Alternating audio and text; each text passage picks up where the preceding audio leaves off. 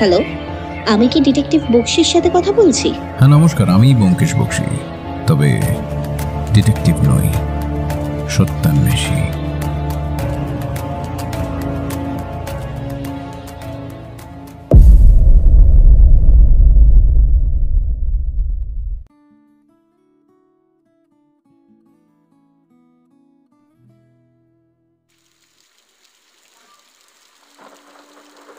সময়টা আশ্বিন মাস।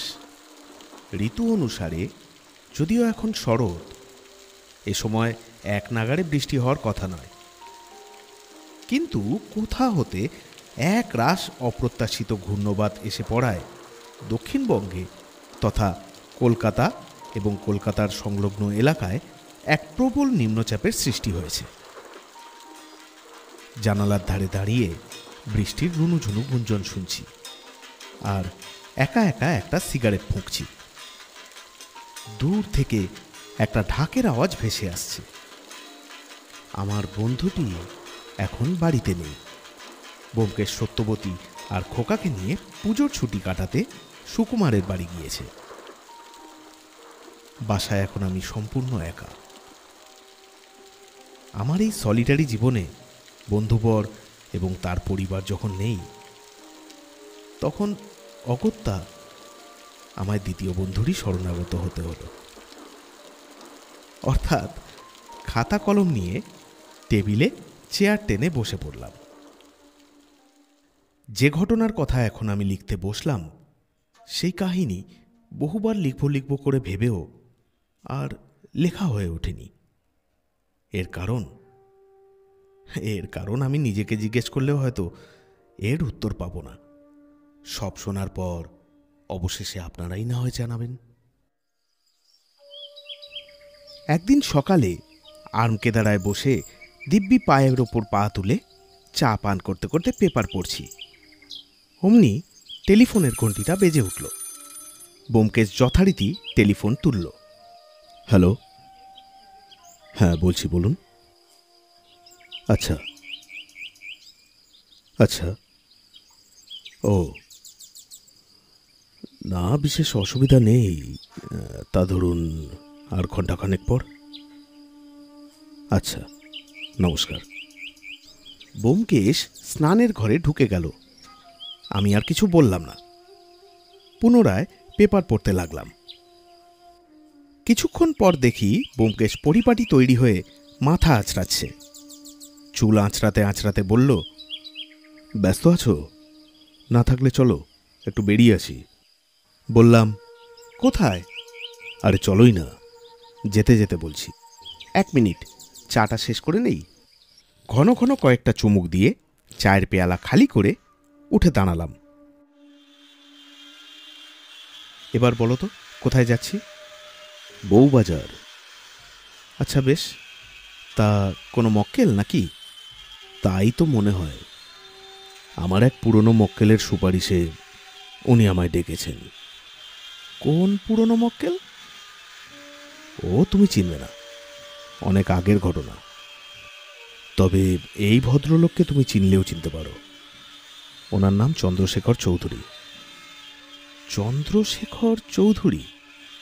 বউবাজার মানে কি চৌধুরী জুয়েলার্সের মালিক? হ্যাঁ উনি। ও বাবা, তাহলে তো বেশ শাঁসালো মক্কেল। তা জানি না, তবে ভদ্রলোকের ম্যানেজার ফোন করেছিলেন, বললেন কোনো এক জরুরি বিষয়ে আমায় তলব করেছেন। একটা রহস্য গন্ধ পাচ্ছি যেন। চলো দেখাই যাক। টেলিফোনে বলা ঠিকানা অনুযায়ী আমরা বউবাজারে একটা মস্ত বাড়ির সামনে এসে উপস্থিত হলাম।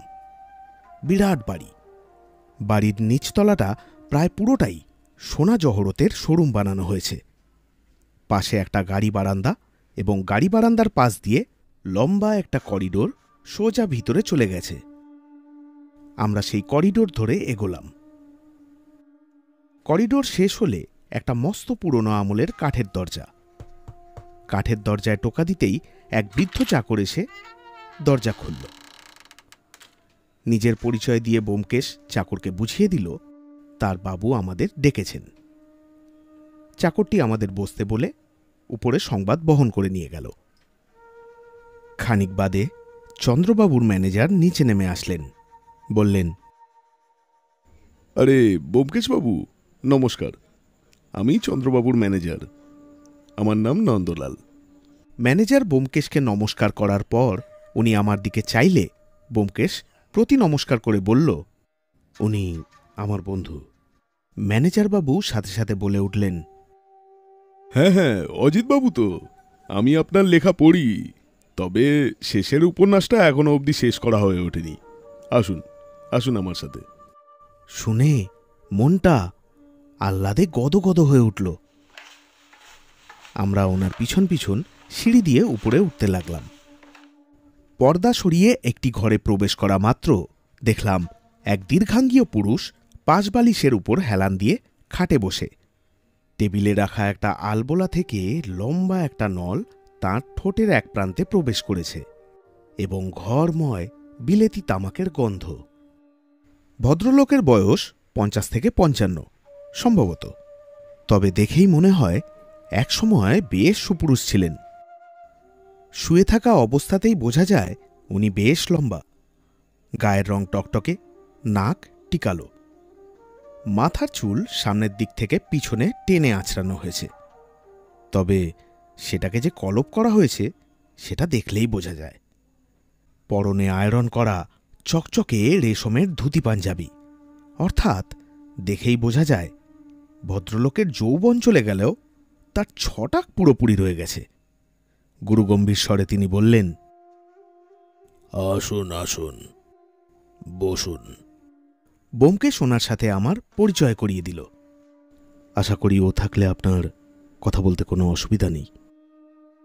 না না, আপনার যদি প্রকৃত বিশ্বস্ত বন্ধু হয় তাহলে অসুবিধা তো নেই, বরং ভালোই হয়।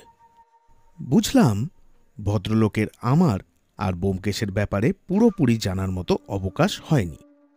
আচ্ছা বেশ, তা বলুন আমায় কি জন্য ডাকলেন? রামেশ্বরবাবুর উইল সংক্রান্ত ঘটনা ব্যাপারে আমার এক বন্ধুর থেকে আপনার ব্যাপারে জানতে পারি। ও সে বোধহয় কোনো এককালে আপনার মক্কেল ছিল। ওই আমাকে আপনার ব্যাপারে জানায়। এখন কথা হলো, বর্তমানে আমিও একটা উইল করতে চলেছি। দাঁড়ান 1 মিনিট।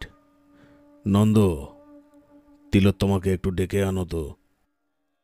ম্যানেজারবাবু যথা আজ্ঞা ভঙ্গিমায় মাথা নেড়ে চলে গেলেন। আচ্ছা, এই ফাঁকে ম্যানেজারের ব্যাপারে একটু বলি।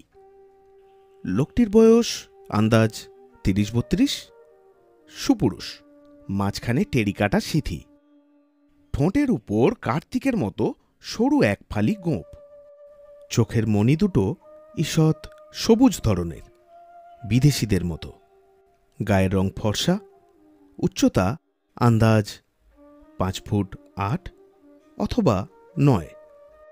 অর্থাৎ ব্যক্তিটি যে বেশ আকর্ষণীয় গঠনের সেটা বলাই বাহুল্য। 1 মিনিটও সময় লাগল না ভদ্রলোকের ফিরে আসতে।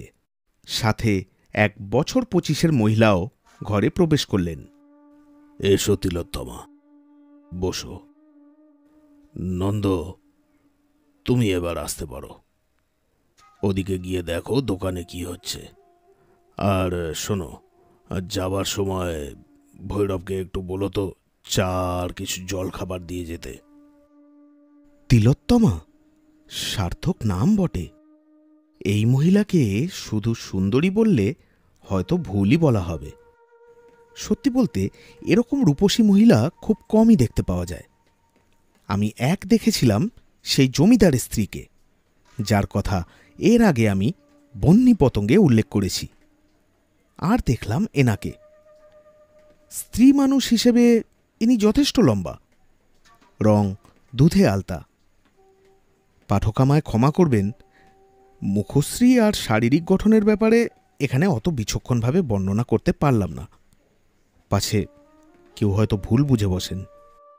তবে আমার কল্পনায় অপ্সরা রম্ভার ব্যাপারে আমরা যেরকম শুনে থাকি, বোধ করি সেও হয়তো এই মহিলার থেকে অধিক সুন্দরী হবে না। আমি মহিলার দিকে খানিকক্ষণ হাঁ করে তাকিয়ে আছি দেখে ব্যোমকেশ আমার দিকে চাইল। আমিও তার দিকে তাকালাম এবং ক্যাবলার মতো দাঁত বের করে ফেলার বদলে মুখ চেপে রেখে খানিক লজ্জিতভাবে মাথা নত করলাম। ব্যোমকেশ মুচকি হাসল।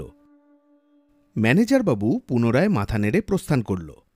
চন্দ্রবাবু বলে উঠলেন, আলাপ করিয়ে দেই, এ হলো আমার বড় শালীর মেয়ে তিলোত্তমা, আর উনি হলেন ব্যোমকেশ বক্সী, আর উনি ব্যোমকেশবাবুর বন্ধু অজিতবাবু। মহিলা নমস্কার জানালে আমরাও প্রতি নমস্কার জানালাম। ব্যোমকেশবাবু, ও হলো আমার মেয়ের মতো। ভদ্রলোক যেন খানিক ইতস্তত করেই বললেন কথাটা। মহিলা তৎক্ষণাৎ মাথা নত করলেন। কেমন যেন একটা অস্বস্তি ভাব ওনার মধ্যে। ব্যোমকেশও বোধ করি এটা লক্ষ্য করল। এই মেয়েটি হচ্ছে আমার উত্তরাধিকারী। আমার স্থাবর অস্থাবর যাবতীয় সব ওর নামেই করে দিয়ে যেতে চাই, অর্থাৎ একটা উইল করতে চাই। আপনাকে তেমন কিছু করতে হবে না, আমার ইচ্ছে আপনি শুধু এর সাক্ষী হয়ে থাকুন। আর সাথে যখন আপনার বন্ধুও আছে, আরেকজন সাক্ষী না হয় বাড়ল। তা বুঝলাম, তবে আমাকে সাক্ষী রাখার বিশেষ কোনো কারণ আছে কি? আছে। আমার জ্ঞাতি গোষ্ঠী আত্মীয় স্বজন বলতে বিশেষ কেউ নেই। এক দাদা ছিলেন, তিনিও গত হয়েছেন। এখন কথা হলো, সেই দাদার এক বেয়াদব ছেলে আছে। এখানে থাকে না, থাকে বেনারসে। ছেলেটি মহাদরজাল, অনেক বাজে গুণ রয়েছে। আমার সম্পত্তির উপর যথেষ্ট লোভও রয়েছে তার। যদিও আমার দাদার কারবার কিছু কম ছিল না, কিন্তু এ ছেলে সে সমস্ত ধরে রাখতে পারছে না তার কুঅভ্যাসের কারণে। আমাকে বেশ কয়েকবার পটানোর চেষ্টাও করেছে, পারেনি। তারপর সেই পরিকল্পনা ব্যর্থ হলে আমাকে সরাসরি সে কয়েকবার হুমকিও দেয়। এই নিয়ে বেশ জলঘোলাও হয়, থানা পুলিশও হয়েছে। তারপর থেকে সে খানিকটা দমেছে। এখন আর তার সাথে আমার কোনো যোগাযোগ নেই, কিন্তু কথা হলো, তিলোত্তমা খুবই নিরীহ, তার উপর মেয়ে মানুষ।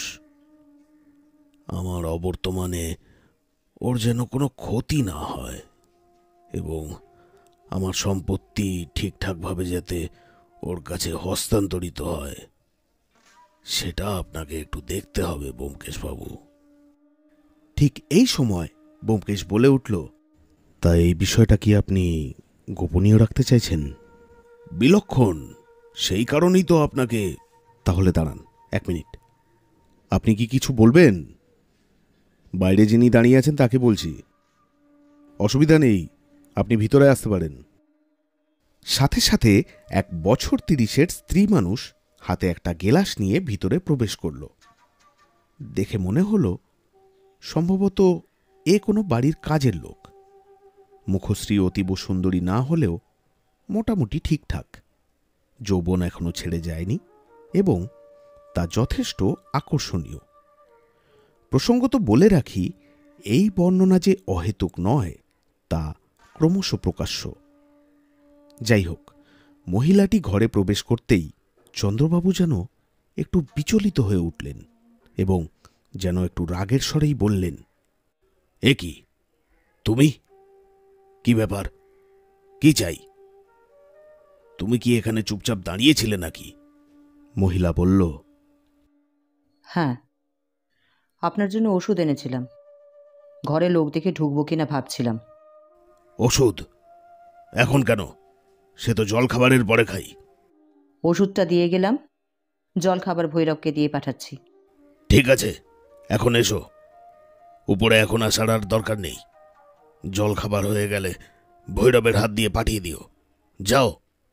মেয়েটির সাথে সাথে মাথা নত করে ঘর থেকে বেরিয়ে গেল। ব্যোমকেশ বলল, এই মেয়েটি? ওর নাম কাঞ্চন, আমার আর এই বাড়ির দেখভাল করে। মেয়েটির স্বামী নেই, একটা ছোট মেয়ে আছে। বছর 3 আগে আমার একবার হার্ট অ্যাটাক হয়, তখন ম্যানেজারই এই মেয়েটিকে ঠিক করে আমার দেখভালের জন্য। খুব একটা বোধহয় আপনার বিশ্বস্ত নয় নাকি? উনি আবার একটু ইতস্তত করে বললেন, না, সেরকম নয়। তবে আমি সবচেয়ে বেশি যাদের বিশ্বাস করি সে হলো আমার ম্যানেজার, আমার চাকর ভৈরব আর ওকে। তিলোত্তমার উদ্দেশ্যে বললেন কথাটা। আচ্ছা তিলোত্তমা, তুমি এবার আসো, তোমার আর থেকে কাজ নেই, আমি বরং ওনার সাথে দুটো কথা বলি। মহিলা উঠে চলে গেলেন। ওনার কি আপনি ছাড়া আর কেউ নেই? দেখুন, ওর ব্যাপারে একটু সংক্ষেপেই বলি। আগেই বলেছি, ও আমার বড় শালীর মেয়ে। তিলোত্তমার এক দাদাও রয়েছে, ওর নাম সনাতন। তিলোত্তমার স্কুল ফাইনালের সময় ওদের বাবা মারা যায়, ফলে পরিবারটা খুব অসহায় হয়ে পড়ে। কোনো রকমের সংসার চলত। আমি যতটা পারতাম ওদের দেখতাম। এরপর ওর দাদা কলেজ পাশ করে, তিলোত্তমাও কলেজে ওঠে, কিন্তু শালীর স্বাস্থ্য সে সময় খুব একটা ভালো ছিল না। মৃত্যুর পূর্বে একটা ছেলে দেখে ওর বিয়ে দেয়। ছেলের নাম পরমেশ নিয়োগী। ছেলেটা বম্বে থাকত, ওখানেই কোনো এক কোম্পানিতে ভালো চাকরি করত। কিন্তু পরে সেই ছেলের অনেক বদনাম পাওয়া যায়। মদ আফিমের নেশা করত, রেসের মাঠেও যাতায়াত ছিল। এই সুবাদে তার অনেক ধার দেনাও হয়। অফিসে কোনো এক 2 নম্বরই করার জন্য চাকরি চলে যায়। ফলে পাওনাদারদের থেকে পিছু ছাড়াতে তলবিতালপা গুটিয়ে চলে আসে এখানে। এসে ওঠে উত্তর বারাসাতের এক ভাড়া বাড়িতে। তবে স্বভাব তার পাল্টায় না। এখানে এসেও সেই একই জীবন কাটায়। আমার থেকেও কম টাকা নেয়নি। সে যাকগে সেসব কথা। সবচাইতে বড় কথা হলো, সে মেয়েটির উপরেও নির্যাতন করত। অবশেষে একদিন বিষ খেয়ে সে আত্মহত্যা করে। এই ধরুন 1.5 বছর আগে হবে। এরপর থেকেই এই 2 অসহায় ভাই বোনকে আমার কাছে এনে রাখি। ওনার দাদাও এখানেই থাকে?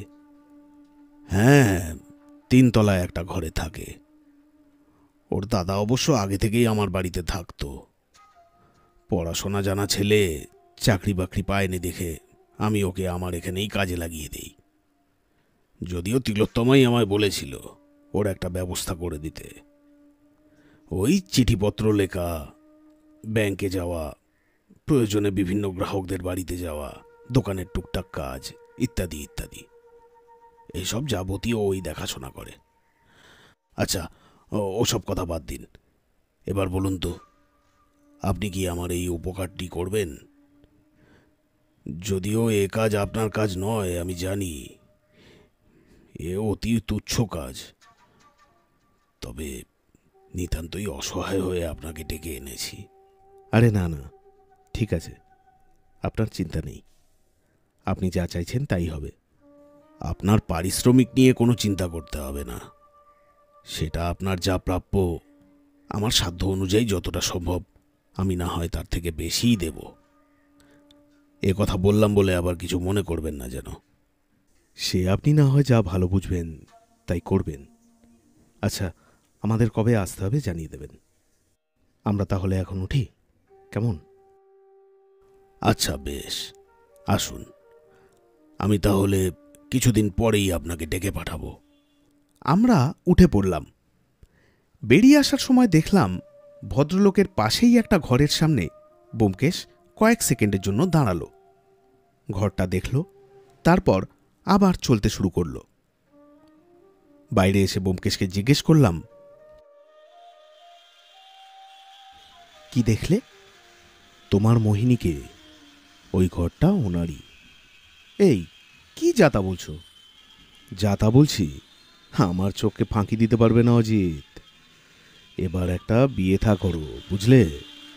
এই ফাজলামি মেরো না। তবে এ কথা সত্যি যে ভদ্রমহিলা সত্যিই খুব সুন্দরী।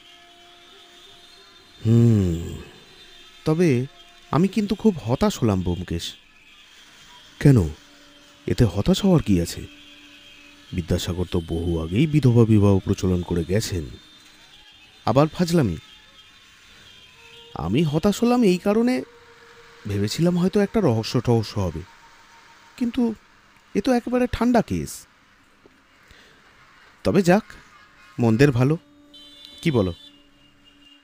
হ্যাঁ, সেই যেচে লক্ষ্মী যখন ঘরে আসছে তাকে তো আর পায়ে ঠেলা যায় না। এই সিঙ্গাড়া খাবে? ওই দোকানটায় খুব ভালো সিঙ্গাড়া বানায়, চলো গরম গরম সিঙ্গাড়া খাওয়া যাক। আমরা সিঙ্গাড়া আর সাথে গোটা তিনেক জিলেপি উদরস্থ করার পর লম্বা একটা উদ্গার তুলে বাড়ি ফিরে এলাম। সপ্তাহ অন্তে আবার ডাক আসলো। আমি আর ব্যোমকেশ চন্দ্রবাবুর বাড়িতে গেলাম সাক্ষী হিসেবে কাগজে সই করতে। চন্দ্রবাবুর উকিলটি দেখলাম ব্যোমকেশের পূর্ব পরিচিত, নাম অবিনাশ গোস্বামী। উকিলবাবু একবার উইলখানি পড়ে শোনাচ্ছিলেন। ঠিক সেই সময় আবারও আগের দিনের একটা ব্যাপারের পুনরাবৃত্তি ঘটল। আজও দেখলাম সেই মেয়েটি, অর্থাৎ কি যেন নাম, ওই যে চন্দ্রবাবুর দেখভাল করে, যাই হোক, সে ঘরের সামনে এসে দাঁড়ালো। তবে এবার আর আড়ি পাতল না, দরজায় টোকা দিল। চন্দ্রবাবু রেগে উঠলেন, বললেন, কে? আমি জল খাবার এনেছি। তুমি তুমি এলে কেন? ভৈরব কোথায়? ওকে একটু বাজারে পাঠিয়েছি। ওগুলো ওখানে রাখো আর এখান থেকে যাও, আমরা একটু কথা বলছি। একটু ধমক দিয়েই বললেন যেন কথাটা। এই মহিলা কি ভদ্রলোকের চক্ষুশাল হবে হয়তো। আমাদের কার্য সম্পন্ন হলে পরে একটা বাদামি রঙের কাগজের এনভেলপ ব্যোমকেশ পকেটস্থ করল এবং আমরা বিদায় নিলাম। এরপর মাসখানেক আর কিছু নেই। আমাদেরও দৈনন্দিন জীবন স্বাভাবিক ছন্দেই কাটছিল। চন্দ্রবাবুর কথা এক প্রকার প্রায় ভুলেই গিয়েছিলাম। আমরা ভেবেছিলাম এই কাহিনী বোধহয় ওই অবধি শেষ, কিন্তু না, আমরা ভুল ছিলাম। আসলে ওই দিন থেকেই ছিল শুরু। আপাত দৃষ্টিতে সবকিছু দেখে যতটা স্বাভাবিক মনে হয়েছিল, ঘটনা ছিল তার থেকেও অনেক বেশি অস্বাভাবিক এবং জটিল। একটি সাধারণ উইলকে কেন্দ্র করে কিভাবে যে একটি জটিল রহস্য সৃষ্টি হয়েছিল এবং কেঁচো খুঁড়তে কিভাবে যে কেউটে বেরিয়ে এসেছিল, সে কথায় ধীরে ধীরে আসছি। একদিন দুপুরে আমরা মধ্যাহ্ন ভোজনে বসেছি, হঠাৎ ফোন বেজে উঠল। আমি উঠে যাচ্ছিলাম। ব্যোমকেশ আমায় বলল, দাঁড়াও আমি দেখছি। ব্যোমকেশ গিয়ে ফোন তুলল। হ্যালো, হ্যাঁ বলুন। কি? কবে? গতকাল? কিভাবে? ও হ্যাঁ হ্যাঁ, আমরা আসছি। আচ্ছা আচ্ছা, ঠিক আছে ঠিক আছে। ব্যোমকেশ ফোন রেখে বলল, অবিনাশবাবু ফোন করেছিলেন। চন্দ্রবাবু নাকি গতকাল মারা গেছেন। সে কি, খুন নাকি? আরে না না, কয়দিন হাসপাতালে ভর্তি ছিলেন উনি। অবিনাশবাবু বললেন ডাক্তার নাকি জানিয়েছে হৃদরোগের কারণেই মৃত্যু হয়েছে, অর্থাৎ স্বাভাবিক। হ্যাঁ, ওনার তো নাকি আগেও একবার হার্ট অ্যাটাক হয়েছিল, বললেন তো সেদিন। কিন্তু কথা হচ্ছে চন্দ্রবাবুর দাদার ছেলেটি এসে উপস্থিত হয়েছে এবং দাহকার্য সম্পন্ন হওয়ার পর থেকেই অশান্তি বাঁধিয়ে বসেছে। তিলোত্তমা আর তার দাদাকে বাড়ি থেকে বের করে দিতে চায়। অতএব অতএব কর্তব্যের ডাক এসেছে, আমাদের গোগ্রাসে খেয়েই বেরোতে হবে। নাও, চটপট খেয়ে নাও। খাওয়া সম্পন্ন হলে আমরা চটপট তৈরি হয়ে বউবাজারের দিকে যাত্রা শুরু করলাম। এদিকে চন্দ্রবাবুর বাড়িতে গিয়ে দেখি এক তুলকালাম অবস্থা। এক মোটাসোটা মাঝারি উচ্চতা বিশিষ্ট ব্যক্তি লঙ্কা কাণ্ড বাঁধিয়েছে। সামনে তিলোত্তমা, তার পাশে এক বছর ৩০-এর ব্যক্তি। মোটা লোকটির চিৎকারের ফাঁকে ফাঁকে হাত নেড়ে নেড়ে কিছু বোঝাবার চেষ্টা করছে। অনুমান করলাম এটাই হয়তো তিলোত্তমার দাদা, যার কথা আগের দিন চন্দ্রবাবু উল্লেখ করেছিলেন। সিনেমার নাটকীয় দৃশ্যের মতো এই ৩ প্রধান চরিত্রকে ঘিরে বেশ কিছু পার্শ্ব চরিত্র এবং অতিরিক্ত চরিত্রও রয়েছে। আমাদের দেখা মাত্রই তিলোত্তমা হাউমাউ করে কাঁদতে কাঁদতে ব্যোমকেশের দিকে ছুটে আসলো। দেখুন না ব্যোমকেশ বাবু, উনি কি সব বলছেন, মুখে যা আসছে তাই বলছেন, আমাদের বাড়ি থেকে বের করে দিচ্ছেন। অবিনাশবাবু আছেননি? না। ও, উনি বোধহয় রাস্তায় আছেন। কিছু হবে না, আসুন আমার সাথে। আপনি কি চন্দ্রবাবুর দাদার ছেলে? হ্যাঁ, আমার নাম বীরেন্দ্র চৌধুরী, এই সম্পত্তির একমাত্র উত্তরাধিকারী। কিন্তু কি ব্যাপার, আপনি কে? চোরের সাক্ষী মাতাল নাকি? হ্যাঁ, সাক্ষী বটে, তবে চোরের না, আর মাতালও নই। আমার নাম ব্যোমকেশ বক্সী। ব্যোমকেশ বক্সী? আপনি তো বাংলার বেশ বিখ্যাত মানুষ মশাই, তা এখানে কেন? আপনার নিশ্চয়ই জানা আছে, কারোর নামে উইল করে দিয়ে গেলে সম্পত্তির মালিক সেই ব্যক্তিই হয়। মিথ্যে, সব মিথ্যে, সব সাজানো। মিথ্যে নয়। তিলোত্তমা, আপনি ওনাকে উইলের ব্যাপারে বলেননি? বলেছি, কিন্তু উনি বলছেন এসব সাজানো। চন্দ্রবাবু ওনার স্থাবর অস্থাবর যাবতীয় সব তিলোত্তমা দেবীর নামে উইল করে দিয়ে গেছেন। আমি তার সাক্ষী। বিশ্বাস না হলে অপেক্ষা করুন, উকিলবাবু একটু পরেই আসছেন, আপনাকে উইল দেখিয়ে দেবেন। উনি রাস্তায় আছেন।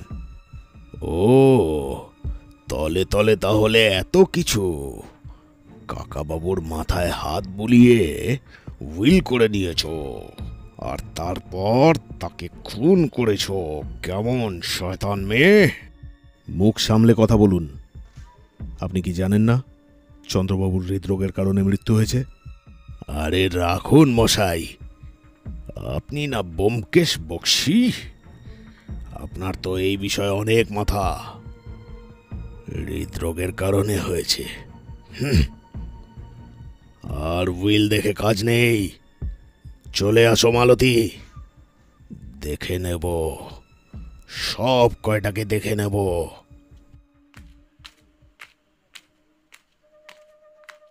এই বলে সেই ব্যক্তি স্ত্রীকে সাথে নিয়ে হন্তদন্ত হয়ে বাড়ি থেকে চলে গেল। অবিনাশবাবুর উইল নিয়ে আসার অপেক্ষায় আর থাকল না। হয়তো ব্যোমকেশের জোর দিয়ে বলার ধরন দেখেই সে বুঝে গেছে। এরপরে আশা করি উনি আর আপনাকে বিরক্ত করতে আসবেন না, কিন্তু তাও যদি কোনো সমস্যা দেখা দেয় আপনি আমার টেলিফোন নাম্বার রেখে দিন। সেরকম বোধ করলে আমাকে তৎক্ষণাৎ জানাবেন। তিলোত্তমা একটা ডায়েরিতে নাম্বার টুকে নিল। আমরা তাহলে এখন আসি। অবিনাশবাবু আসলে পরে বলবেন আমরা চলে গেছি, কেমন? নমস্কার। অজিত, চলো তাহলে নাকি?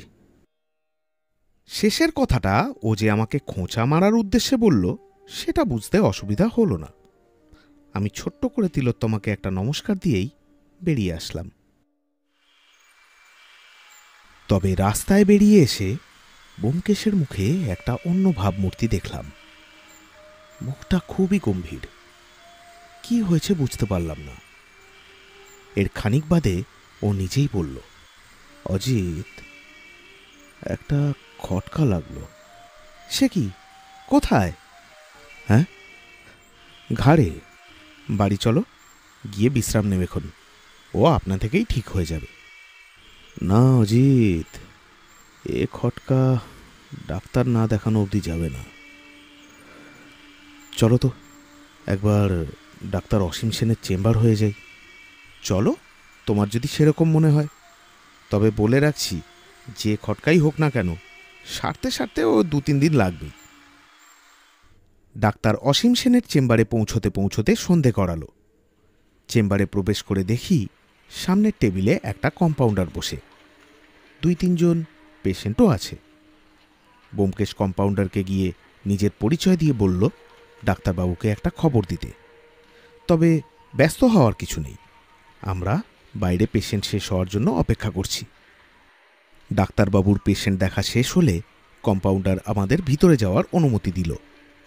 আমরা ভিতরে প্রবেশ করলাম। আরে ব্যোমকেশ বাবু যে, কি ব্যাপার, আজ আবার সূর্য কোন দিক থেকে উদয় হলো? আসুন আসুন, বসুন অজিতবাবু, বসুন। তারপর বলুন, আচ্ছা চা চলবে তো? এই পল্লব। কম্পাউন্ডার ভিতরে প্রবেশ করল। এই পল্লব, একটা কাজ করো, 3টে চা বলে আসো না। আর তুমি যদি খাও তাহলে 4টে। আর হ্যাঁ, বিস্কুটও নিয়ে আসতে বলো। এরপর আমাদের 3 জনের সূচনামূলক কিছু প্রাথমিক কথাবার্তা হলো। এর মাঝখানে চা আসলো। ব্যোমকেশ চায়ে চুমুক দিতে দিতে বলল, ডাক্তারবাবু, আমি আসলে আপনার কাছে একটা দরকারে এসেছি। সে তো বুঝতেই পেরেছি, আপনি যখন আমার কাছে এসেছেন তখন নিশ্চয়ই কোনো বিশেষ কারণ আছে। বলুন। ইচ্ছাকৃতভাবে কোনো মানুষের কি হৃদরোগের সৃষ্টি করা যায়? অর্থাৎ কোনো ওষুধ বা বিষের মাধ্যমে, যেটার কাজ হবে খুব ধীরে ধীরে? আছে বই কি, অবশ্যই আছে। কেন, কিছু হয়েছে নাকি? হ্যাঁ, না মানে তেমন কিছু না, নিছক একটা কৌতূহল, মানে একটু জানার ইচ্ছা আর কি। নিজেকে খুব বোকা বোকা মনে হলো। ব্যোমকেশ তাহলে এই খটকারি কথা বলেছিল? এরপর ডাক্তার যতটা সম্ভব মৌখিকভাবে ব্যোমকেশকে বোঝালো। তারপর বুকশেলফ থেকে একটা বিলেতি পত্রিকা বের করে ব্যোমকেশের হাতে দিয়ে বলল, কোথা থেকে কোথা অবধি পড়লে পরে সে তার উত্তর খুঁজে পাবে। ধন্যবাদ ডাক্তার, এটা আমার পড়া হয়ে গেলে আমি আবার আপনাকে ফেরত দিয়ে যাব, কেমন? যখন আপনার ইচ্ছা। ঠিক আছে, তাহলে আমরা এখন উঠি। আমিও আর কিছুক্ষণ বসবো, দেখি যদি কোনো পেশেন্ট আসলো তো ভালো, না হলে আমিও বন্ধ করে চলে যাব। আচ্ছা বেশ, আসলাম তাহলে, নমস্কার। আচ্ছা আসুন, নমস্কার। সেদিন রাতে ব্যোমকেশ বেশ অনেক রাত অবধি সেই পত্রিকা নেড়েচেড়ে দেখল। একসময় বলল, তুমি হয়তো ঠিক বলেছিলে অজিত। কি ব্যাপারে? ওই যে সেদিন বললে না চন্দ্রবাবু খুন হয়েছেন কিনা, এখন মনে হচ্ছে। সে কি, চন্দ্রবাবুকে কি খুন করা হয়েছে? এখনো সঠিকভাবে বলতে পারি না, তবে কিন্তু আচ্ছা, কাল একটু বারাসাত যাব, চলো তো একটু ঘুরেই আসি। পরের দিন সকালে ব্যোমকেশ আমায় সঙ্গে নিয়ে দেখি বারাসাত থানায় গিয়ে উপস্থিত হলো। সেখানে দেখলাম ব্যোমকেশ পুলিশকে পরমেশ নিয়োগীর মৃত্যু সম্পর্কে জিজ্ঞেস করছে। পরমেশ নিয়োগী? কতদিন আগের ঘটনা বলুন তো? এই ধরুন বছর 1.5 আগে। ও, তাহলে মশাই আমি বলতে পারবো না। আমি মাস 8 আগে এই থানায় বদলি হয়ে এসেছি। সম্প্রতি কিছু বর্তমান ঘটনা নিয়ে জড়িয়ে আছি, তার উপর আবার মাথার উপর ইলেকশন ছিল, বুঝতেই পারছেন, একটু ফাইলপত্র ঘেঁটে বলতে হবে আর কি। অফিসার পুরনো ফাইলপত্র ঘেঁটে জানালো, এই তো, এই যে। হ্যাঁ, এবার বলুন, কি জানতে চান? ওনার কজ অফ ডেথটা লেখা আছে ভদ্রলোক আত্মহত্যা করেছিলেন। পোস্টমর্টমে পেটের থেকে পটাশিয়াম সাইনাইড পাওয়া যায়। তদন্তের আইও জানিয়েছেন ঘটনাস্থলে ভদ্রলোককে খাওয়ার টেবিলের পাশে মৃত অবস্থায় পড়ে থাকতে পাওয়া যায় এবং খাবার টেবিল থেকে একটা অর্ধেক খাওয়া চায়ের কাপ উদ্ধার হয়েছে, যার মধ্যে থেকে পটাশিয়াম সাইনাইড পাওয়া গেছে। সকালে চায়ের সাথে পটাশিয়াম সাইনাইড মিশিয়ে সেটা পান করেই আত্মহত্যা। যেদিন এই ঘটনা ঘটে সেদিন বাড়িতে কেউ ছিল না, বাড়িতে কাউকে আসতেও দেখা যায়নি বলে বাড়িওয়ালা বয়ান দেয়। সুতরাং cause of death is suicide. আচ্ছা, আপনি ওই বাড়ির ঠিকানাটা দিতে পারেন? হ্যাঁ, তা নিন না। কিন্তু ব্যোমকেশবাবু, কি ব্যাপার বলুন তো? এখনও জোর দিয়ে কিছু বলতে পারবো না, তবে কোনো কিছু হলে অবশ্যই জানতে পারবেন। বেশ। এরপর আমরা পুলিশ প্রদত্ত বাড়ির ঠিকানায় গিয়ে পৌঁছলাম।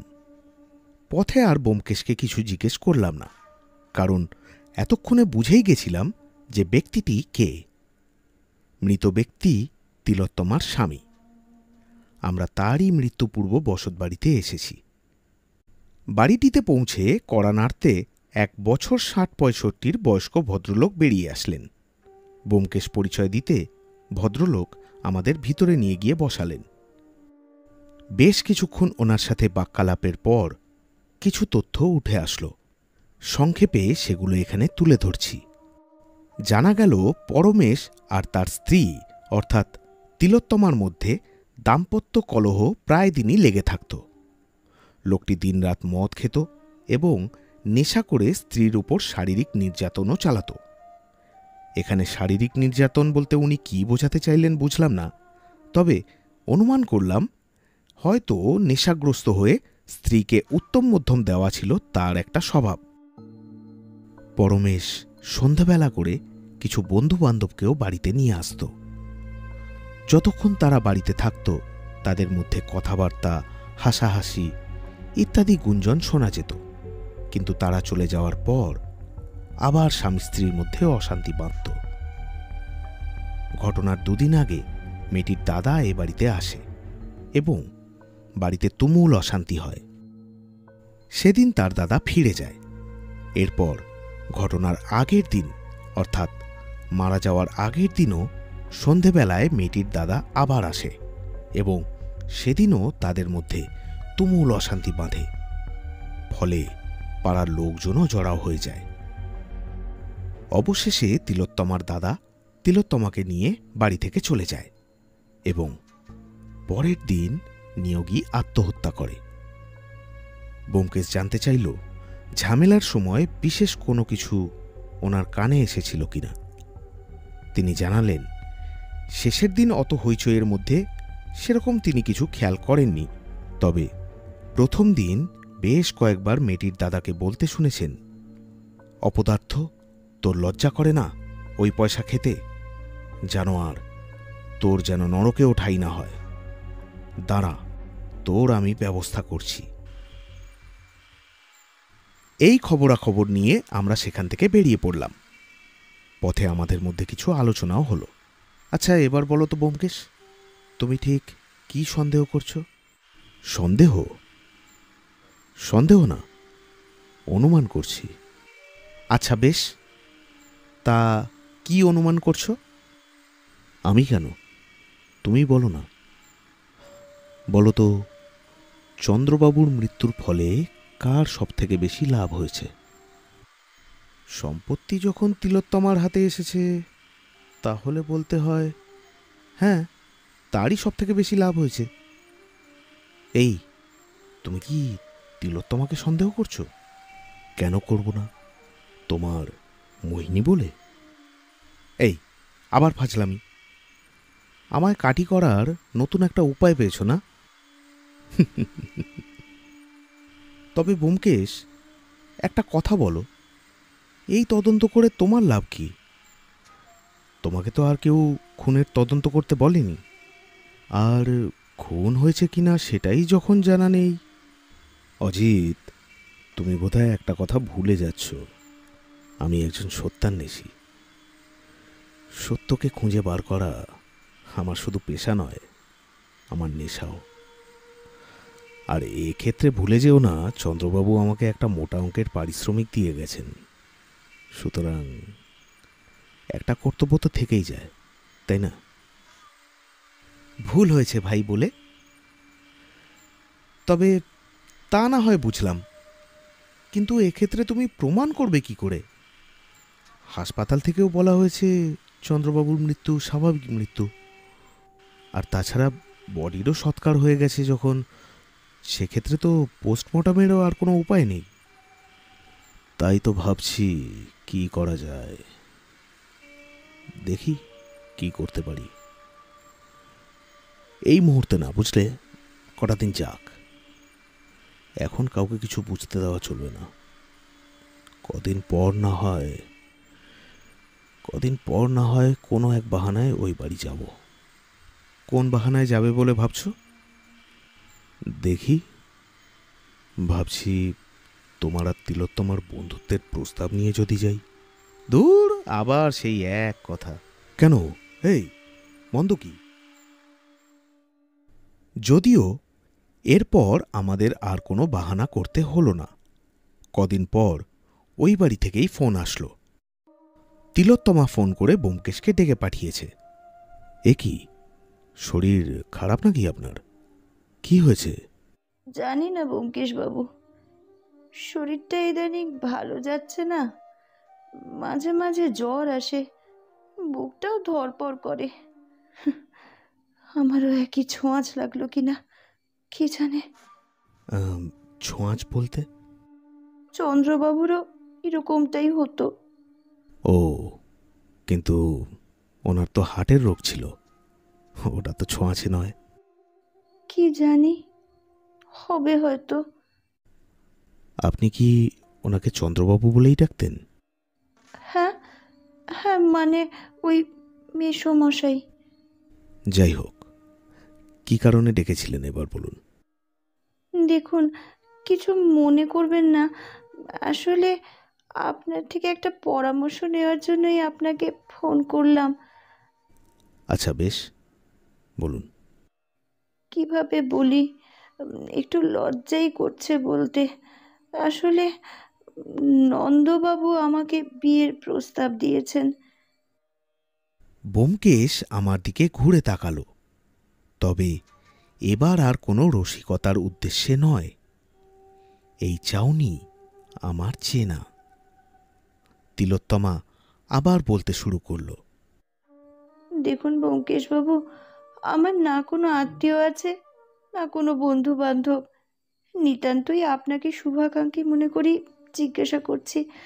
আচ্ছা ব্যোমকেশবাবু, আমার কি করা উচিত?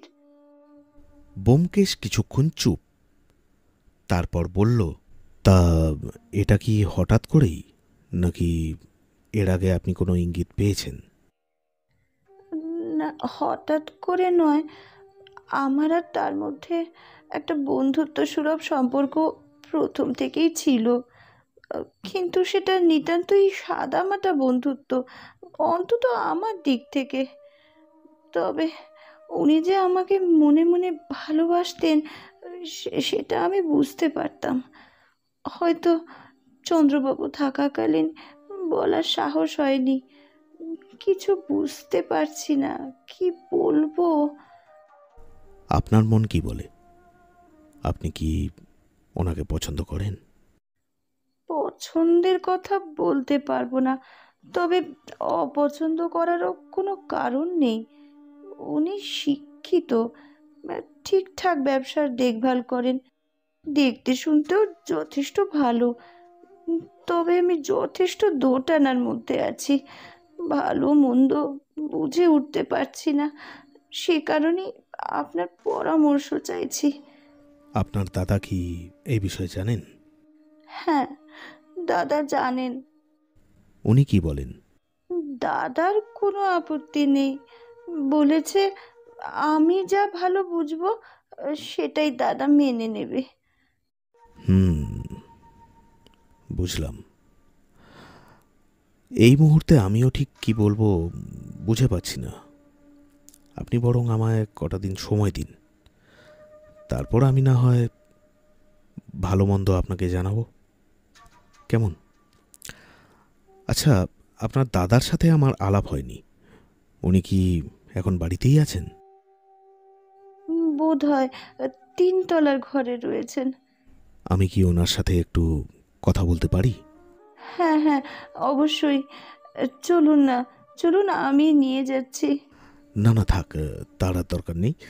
আপনি বরং বিশ্রাম নিন, আমরা নিজেরাই যাচ্ছি।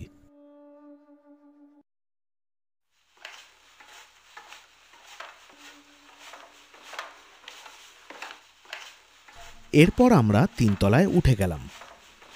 3 তলায় মোটামুটি গোটা চারেক ঘর, সবকটা ঘরই বন্ধ, কেবল একটা ঘরে আলো জ্বলছে।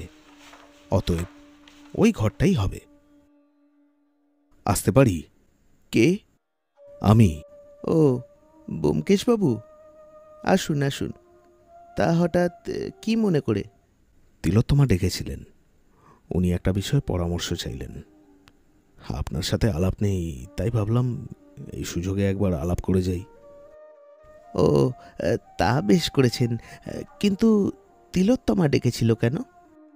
শুনেছেন বোধহয় নন্দবাবু তিলোত্তমাকে ভালোবাসেন, তাকে বিয়ে করতে চান বলে প্রস্তাব দিয়েছেন। শুনেছি। আপনি কি বলেন? আমি আর কি বলবো, বোন তো আর ছোট নেই। এই বিষয় সম্পত্তি এখন সবই তারই নামে, সে যা ভালো বুঝবে তাই করবে। ব্যোমকেশ একবার ঘরের আশেপাশে চেয়ে দেখল, তারপর বলল, আপনার তো বইয়ের ভালো কালেকশন দেখছি। হ্যাঁ, দিনের শেষে আমার সময় কাটাবার ওই একটাই উপায়। আচ্ছা, যদি কিছু না মনে করেন একটা কথা বলি। তিলোত্তমা অসুস্থ বলে আর প্রকাশ করিনি, তবে অনেকক্ষণ আগে আমরা ঘর থেকে বেরিয়েছি তো, চায়ের জন্য না বড্ড মনটা কেমন কেমন করছে। আরে হ্যাঁ, অবশ্যই। হ্যাঁ, দাঁড়ান, আমি নিচে গিয়ে বলে আসছি। তিলোত্তমার দাদা বেরিয়ে গেলেন।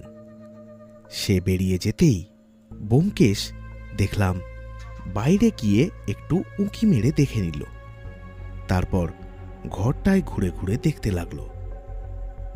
যে টেবিলে বই রাখা ছিল সেখানেও গিয়ে কয়েকটা বই তুলল, দেখল, কিন্তু কিছু পেল বলে মনে হলো না। এরপর একটা দেরাজ টান দিয়ে খুলল। সেটা খোলা মাত্রই, ওহে অজিত, এই দেখো। আরে এটাই তো সেদিন। হ্যাঁ, এবার চুপ, উনি আসলেন বলে। এই বলে চট করে গিয়ে বস্তুটা যেমন ছিল ঠিক সেভাবে রেখে দেরাজ বন্ধ করে আবার নিজের জায়গায় এসে বসে পড়ল। এর কয়েক সেকেন্ড পরেই তিলোত্তমার দাদা ফিরে এলেন এবং আমরা কিছুক্ষণ এদিক ওদিকের কথা বলে অতপর চা পান করে অনুমতি চাইলাম। ও বাড়ি থেকে বেরিয়েই এসেছিলাম, কি যেন একটা ভেবে ব্যোমকেশ থমকে দাঁড়ালো, আমায় বলল, একটু দাঁড়াও তো, তুমি বরং বাইরেই অপেক্ষা করো, আমি চট করে গিয়ে একটা কাজ ছেড়ে আসছি। অগত্যা অপেক্ষা করা ছাড়া আর উপায় রইল না। ও ফিরে আসতে একটু সময় লাগছিল দেখে একটা সিগারেট ধরালাম। সেই সিগারেট ছাই হলো। তখনও ব্যোমকেশ এলো না। কি রে বাবা, কি করছে এতক্ষণ ধরে? আবারও একটা সিগারেট ধরালাম। সিগারেট পুড়ে মাঝামাঝি এসেছে, সে সময় দেখলাম ব্যোমকেশ ফিরে এলো। চলো, কি করতে গেছিলে? গেছিলাম একটা দরকারে। ও কথা তোমার এখন শুনে লাভ নেই। দেখলাম ও যখন আর বলবে না তখন আর ওকে খুঁচিয়ে লাভ নেই। তবে এরপর থেকে ব্যোমকেশ বেশ গম্ভীর হয়ে থাকল। দেখলাম খাওয়া দাওয়ার পরও আনমনা হয়ে বসে রইল, হাতে ডাক্তারের দেওয়া সেই বইটি, মুখে কোনো কথা নেই। মাঝে মাঝে কেবল ভ্রুকুটি করে শূন্য দৃষ্টিতে চেয়ে রইল। একবার সে বলল, আচ্ছা অজিত, ন্যাশপাতিকে হিন্দিতে নাশপাতি বলা হয় কেন জানো? তা কি করে বলবো, তুমিই বলো। কি জানি, দেখো কাণ্ড। তবে এটা জানি, তুমি যখন প্রসঙ্গ তুলেছ কোনো না কোনো কারণ আছে। এই ন্যাশপাতি খাইয়েই কি মৃত্যু? আরে না না, এক্ষেত্রে অবশ্য নেশপাতির সাথে কোনো সম্পর্ক নেই। কিন্তু কিন্তু এই বলে আবার সে চিন্তামগ্ন হল। মুখ এবার পুরোপুরি মৌন। আমি বুঝলাম আজ তাকে আর বেশি ঘাটানো যাবে না, তাই আমিও নিজের ঘরে গিয়ে শুয়ে পড়লাম। পরের দিন রবিবার ছিল বলে একটু বেলা অবধি ঘুমোচ্ছিলাম। অজিত, অজিত, ওঠো, একটা খবর আছে। কি হলো কি? নন্দবাবু গত রাত্রে খুন হয়েছেন। আমি ধর্মড়িয়ে উঠলাম। সে কি? কি বলছো? হ্যাঁ, তিলোত্তমা ফোন করে জানালো নন্দবাবু যে বাড়িতে ভাড়া থাকতেন সে বাড়িতেই খুন হয়েছেন। আমি ওখানেই যাচ্ছি, তুমি কি যাবে সাথে? হ্যাঁ অবশ্যই, আমাকে কয়েক মিনিট সময় দাও, একটু ফ্রেশ হয়ে নেই। নন্দবাবুর বাড়ি হাতিবাগানের একটা পাড়ার ভিতর। মেন রাস্তা থেকে একটা গলি এঁকে বেঁকে চলেছে। সেই আঁকাবাঁকা গলি ধরে কয়েক মিনিট হাঁটার পর বাড়িটার সামনে পৌঁছলাম। বাড়ির সামনে যথারীতি বহু মানুষের ভিড় জমেছে এবং পুলিশ তাদের নিজের কাজে ব্যস্ত। দেখলাম আলাপ না থাকলেও লোকাল থানার অফিসার ব্যোমকেশকে চেনে। ব্যোমকেশ ঘরের ভিতরে গিয়ে ডেড বডি দেখার অনুমতি চাইলে অফিসার আপত্তি করল না। ভিতরে ঢুকে দেখলাম খাটের উপর ডেড বডি পড়ে আছে। ব্যোমকেশ কাছে গিয়ে লাশের উপর হুমড়ি খেয়ে ভালো করে দেখল। বুকের উপর একটা ছুরি বসানো। নন্দবাবুর মুখ হাঁ করে খোলা, জিভটা বাঁ পাশে কাত হয়ে বেরিয়ে রয়েছে। ওনার সেই সবুজ মণিচোরা চোখ দুটো যেন ঠিকরে বেরিয়ে আসছে।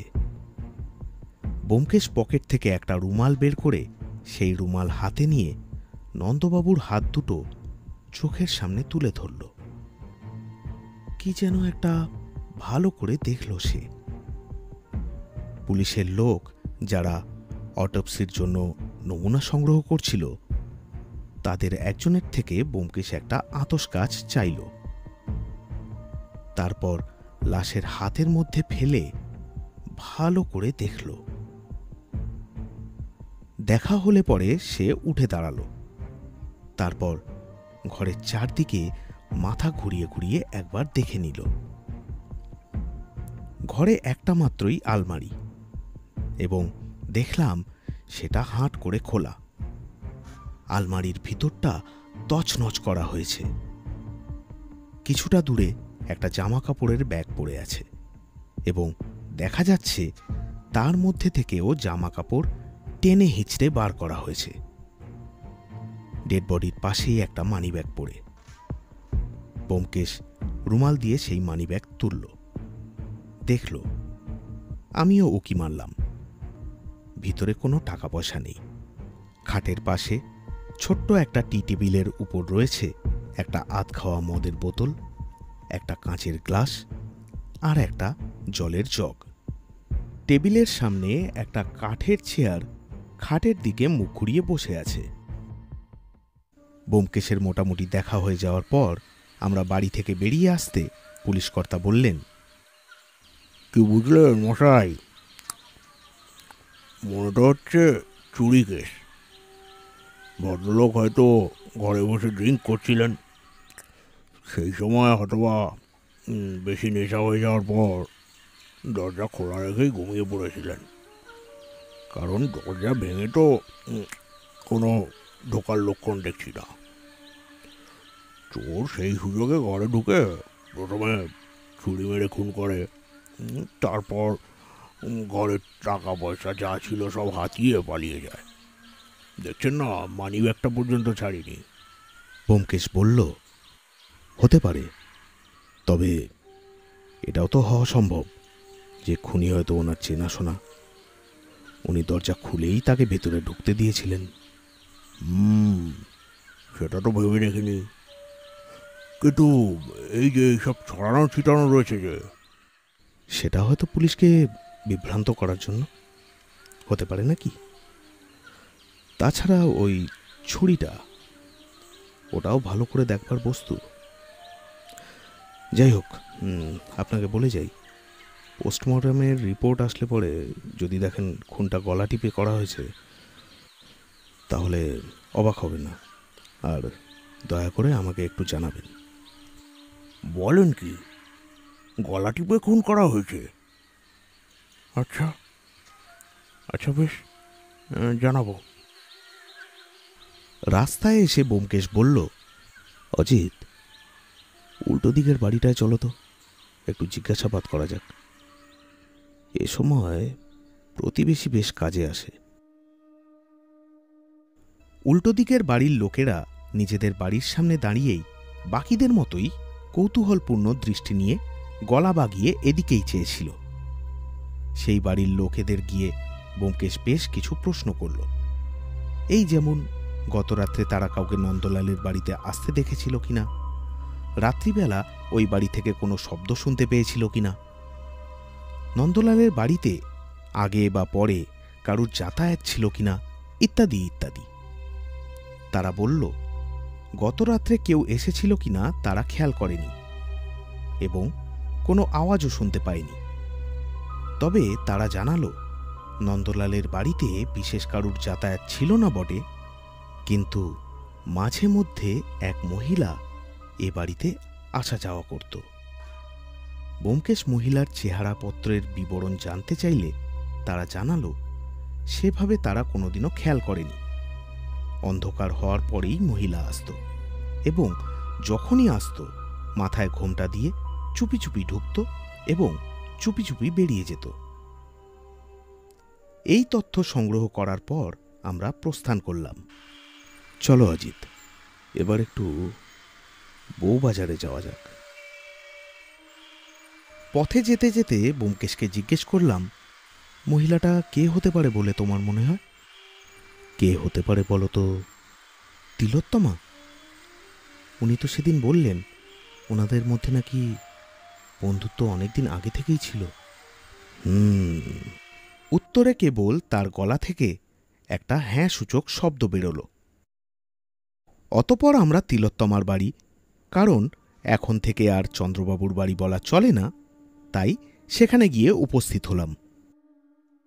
তবে আজ গিয়ে দেখলাম তিলোত্তমার শরীরের অবস্থা আগের চাইতে আরও খারাপ। ডাক্তার এসেছে তাকে দেখতে। ঘরে তিলোত্তমার দাদাও উপস্থিত। ডাক্তারের দেখা শেষ হলে তিনি ওষুধ আর কিছু পরীক্ষা লিখে দিয়ে চলে গেলেন। লক্ষ্য করলাম তিলোত্তমার মুখে চোখে শোকের একটা ছায়া নেমে পড়েছে। তার উপর ব্যাধিগ্রস্ত হয়ে পড়ায় চেহারা যেন আরও পাংশুটে লাগছে। প্রথম যেদিন দেখেছিলাম সেই মুখের সাথে এই মুখের যেন কোনো মিলই পাওয়া যায় না। ব্যোমকেশ তিলোত্তমাকে জিজ্ঞেস করল, আপনি খবর পেলেন কি করে? পুলিশ দোকানের নাম্বারে ফোন করে জানায়। ও, ব্যোমকেশ বাবু, আপনাকে আর পরামর্শ দিতে হলো না। আচ্ছা তিলোত্তমা, এবার একটা কথা বলুন তো, আপনার কি নন্দবাবুর বাড়িতে যাতায়াত ছিল? এইসব আপনি কি বলছেন? মাফ করবেন, কারণ আছে বলেই জিজ্ঞেস করছি। না, কোনো মতেই না। আর যাবই বা কেন? আমি আপনাকে আগেই বলেছি, আমার তার সাথে বন্ধুত্বের সম্পর্ক ছাড়া আর কোনো দিনই কিছু ছিল না। ছি ছি ছি ছি। তাহলে বলে রাখি, মন খারাপ করবেন না। যা হয়েছে হয়তো ভালোর জন্যই হয়েছে। আপনাকে বলি, নন্দলালের বাড়িতে গোপনে এক মহিলার যাতায়াত ছিল। এ আপনি কি বলছেন? ঠিকই বলছি। এই সময় কাকতালীয়ভাবে কাজের মেয়েটি তিলোত্তমার জন্য জল খাবার নিয়ে ঘরে প্রবেশ করল। ব্যোমকেশ তাকে প্রশ্ন করল, নন্দবাবু তো আপনাকে এ বাড়িতে কাজে লাগিয়েছিল, তাই না? আগে আগে হ্যাঁ। ওনার সাথে আপনার সম্পর্কটা কীরকম? সম্পর্ক বলতে, উনি আমার স্বামীর বন্ধু। ও, তা কিছু না মনে করলে আপনার স্বামীর মৃত্যুর কারণটা জানতে পারি? ওনার টিবি হয়েছিল। ও, তা আপনার স্বামী মারা যাওয়ার পর আপনি অসহায় হয়ে গেছেন দেখে নন্দবাবু আপনাকে এই চাকরিটা দিয়েছিল, তাই তো? হ্যাঁ। আচ্ছা, তা নন্দবাবুর বাড়িতে কি আপনার যাতায়াত ছিল? আপনি কি বলতে চাইছেন? না, কিছু বলতে চাইছি না। আপনাদের পুরনো আলাপ, সেই সূত্রে কখনো সখনো, মানে এমনি মাঝে মধ্যে যাতায়াত ছিল কি?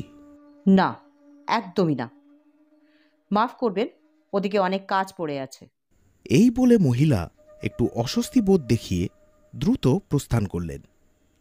ব্যোমকেশ তিলোত্তমার দাদার দিকে চাইল। তিনিও বললেন, আপনারা বরং কথা বলুন, আমিও আসি, ওইদিকে একটু কাজ আছে। ব্যোমকেশ খানিকক্ষণ দরজার দিকে ভ্রু কুঞ্চিত করে তাকিয়ে রইল। তারপর জল খাবারটার দিকে ঘুরে তাকাল, কি যেন একটা ভাবল। তারপর তিলোত্তমাকে জিজ্ঞেস করল, আপনার খাবার কে দিয়ে যায়? সকালের দিকে কাঞ্চন দিয়ে যায় আর রাতে ভৈরব দেয়। ও, বুঝলাম। এবার যা বলছি মন দিয়ে শুনুন। এবার থেকে আপনার খাবার যেন শুধু ভৈরব দিয়ে যায়। কাঞ্চন যাতে রান্নাঘরে আর প্রবেশ না করে, এমনকি জল, ওষুধ, যাবতীয়। প্রয়োজনে জলটা আপনি নিজে ভরে নিয়ে আসবেন, আশা করি এইটুকু পারবেন। আর ওষুধপত্র নিজের ঘরেই আনিয়ে রাখিয়ে দেবেন। আর হ্যাঁ, কাঞ্চন থাকে কোথায়? কলেজ স্ট্রিটের ওই দিকে কোথাও থাকে। ওর ঠিকানাটা আমায় একটু দেবেন? ঠিকানা নেওয়ার পর ব্যোমকেশ বলল, আমরা তাহলে এখন উঠি, আর যেগুলো বলে গেলাম মাথায় রাখবেন। বাইরে বেরিয়ে পথে চলতে চলতে ব্যোমকেশকে বললাম, এবার কোথায় যাবে? আর কোথাও নয় অজিত, এবার সোজা বাড়ি যাব। বড্ড খিদে পেয়েছে, স্নান খাওয়া করে একটু বিশ্রাম নেব, তারপর ভাবছি। পথে চলতে চলতে আমি একটা গলির দিকে তাকিয়ে ব্যোমকেশকে বললাম, এই ব্যোমকেশ, দেখলে?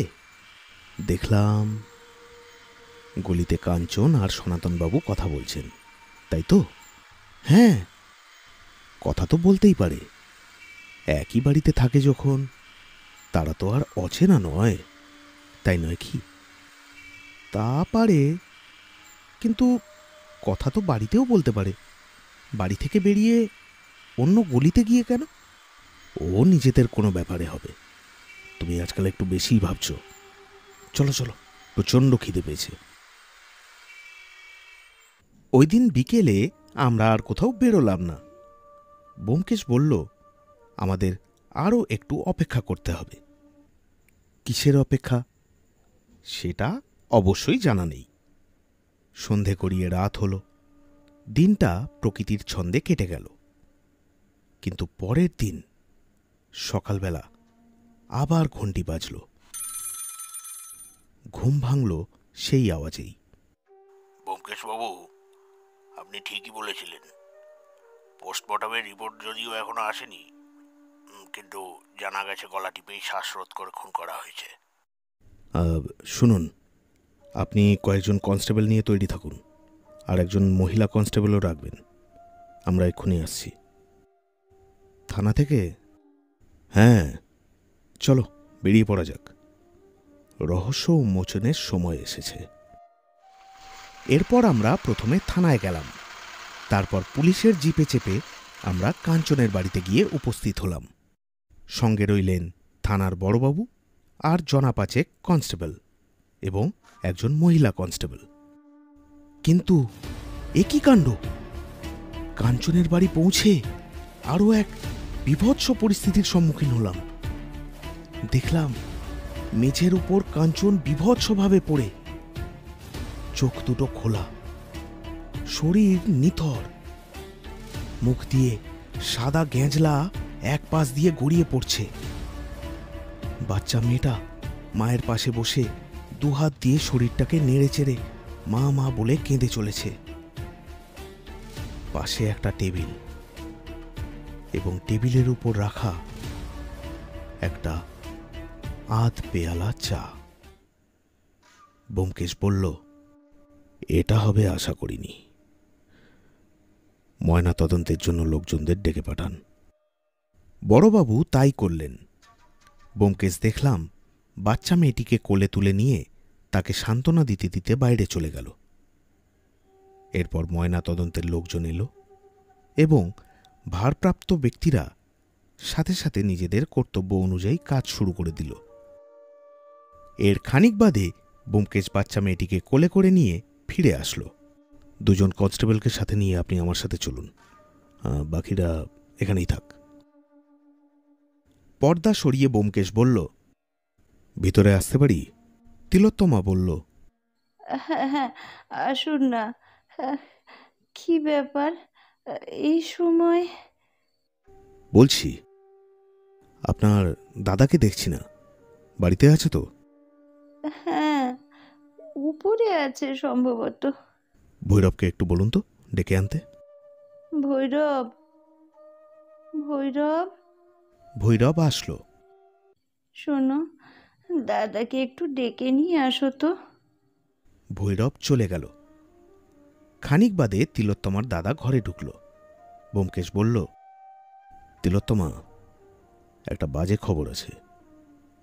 আপনাদের সেই কাজের মেয়েটি, তাকে বাড়িতে মৃত অবস্থায় পাওয়া গেছে। হ্যাঁ, সে কি? কি বলছেন? কখন? সম্ভবত সকালের দিকে। তার বাড়ি হয়ে আসছি আমরা। সনাতনবাবু, কি অবস্থা বলুন তো। কালকে যখন আপনাদের সামনে আমি কাঞ্চনকে জিজ্ঞেস করছিলাম নন্দবাবুর সাথে তার কি সম্পর্ক, তার বাড়িতে তার যাতায়াত আছে কিনা, আমার না কেমন যেন কালকেই একটা সন্দেহ হচ্ছিল। এরপর নন্দবাবু বললেন, ও বুঝেছি, তার মানে কাঞ্চনেরই নন্দবাবুর বাড়িতে যাতায়াত ছিল। নন্দবাবুকে কি তাহলে সেই খুন করেছে? আপনি তদন্ত করলে সে ধরা পড়ে যাবে। সেই ভয়েতেই তাহলে সে বিষ খেয়ে আত্মহত্যা করেছে। বিষ খেয়ে আত্মহত্যা করেছে এ কথা তো আমি বলিনি। আপনি জানলেন কি করে? সনাতনবাবু বলে উঠলেন, হ্যাঁ, না মানে আমার মনে হলো বিষ খেয়েই হয়তো আত্মহত্যা করেছে হবে। ও যাই হোক, এই গরমেও দেখছি আপনি ফুলহাতা পাঞ্জাবি পরে আছেন, তাও আবার যখন বাড়িতেই আছেন। আপনার গরম লাগছে না? সনাতনবাবুর চোখে মুখে পরিষ্কার একটা আতঙ্কের ছাপ। ব্যোমকেশ উঠে তার পাশে গিয়ে দাঁড়ালো এবং তারপর এক টান দিয়ে পাঞ্জাবির দুটো হাতা উপরের দিকে টেনে তুলল। সনাতনবাবুর দু হাতের দুটো বাহুতে ব্যান্ডেজ বাঁধা। এ কি, আপনার হাতে ব্যান্ডেজ কেন? কি হয়েছে? সনাতনবাবু থতমত খেয়ে উঠলেন। কি বলবেন ঠিক ভেবে উঠতে পারলেন না।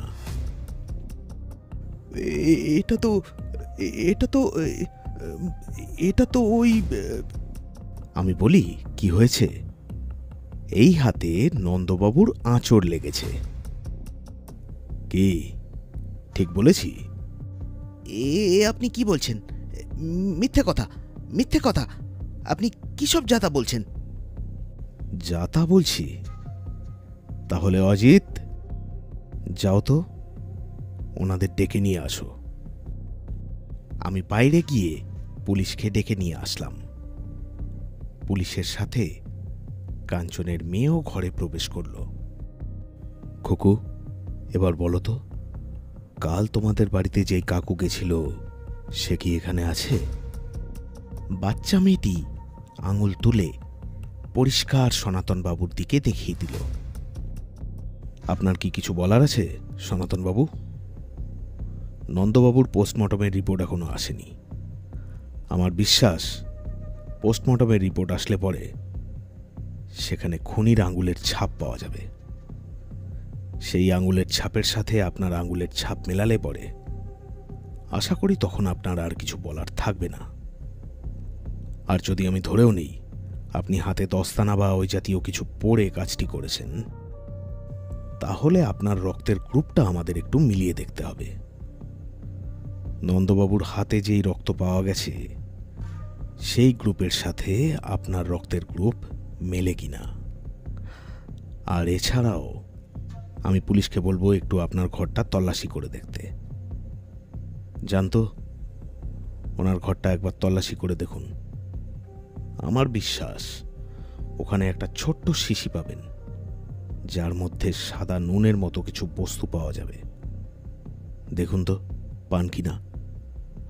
আর হ্যাঁ, ওনার টেবিলের দেরাজটা সেটা খুললে পরে একটা effect and side effect of chemical compound নামের বিলেতি পত্রিকা পাওয়া যাবে। ওটাও নিয়ে আসবেন ফর সার্কামস্ট্যান্সুয়াল এভিডেন্স। ভৈরব পুলিশ কনস্টেবলদের সনাতনবাবুর ঘরে নিয়ে গেল। কিছুক্ষণ পর পুলিশ তল্লাশি চালিয়ে নিচে নেমে এলো। ব্যোমকেশের কথা অনুযায়ী সত্যি তারা একটা ছোট শিশি পেয়েছে এবং ভিতরে সাদা নুনের মতো কিছু দেখা যাচ্ছে। কিছু বলবেন সনাতনবাবু? তিলোত্তমা বলল, এসব কি হচ্ছে? আমি তো কিছুই বুঝতে পারছি না। তিলোত্তমা, আপনি ঠিকই ধরেছিলেন, চন্দ্রবাবুর রোগই আপনার হয়েছে, তবে ছোঁয়াচে নয়। ব্যোমকেশ সনাতনবাবুর দিকে ফিরে বলল, এতদিন কাঞ্চনকে দিয়ে এ কাজ করিয়েছিলেন, এবার নিজে হাতে বোনকে বিষ খাওয়াতেন, তাই তো সনাতনবাবু? ক্রোধের গলায় এবার কথা বলে উঠলেন সনাতনবাবু। বোন, বোন, যেই বোনের জন্য এত কিছু করলাম, সেই বোন।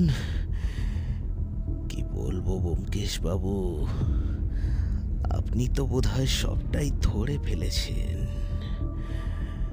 চিত হয়ে থুতু ফেললে থুতুটা নিজের বুকেই পড়ে, জানেন তো ব্যোমকেশ বাবু।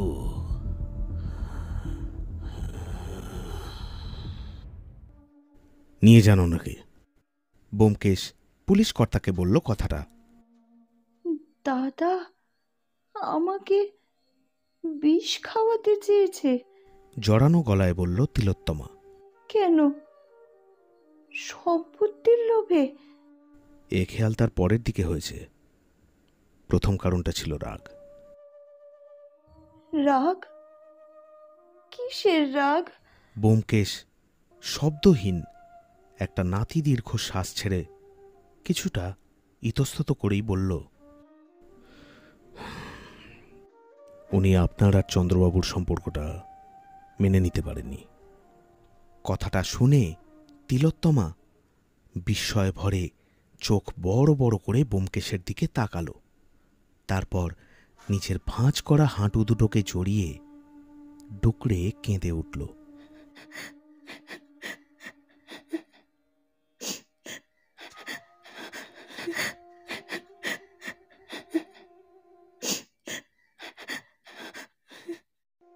ব্যোমকেশ বলল, হ্যাঁ, উনি সবটাই জেনে গেছিলেন, তবে বলবো এ বিষয়ে আপনি নিজেকে অপরাধী বলে মনে করবেন না। আমি জানি প্রচুর সইতে হয়েছে আপনাকে। প্রথমে আপনার স্বামী, তারপর তার বন্ধুবান্ধব, তারপর চন্দ্রবাবু, পুরোটাই।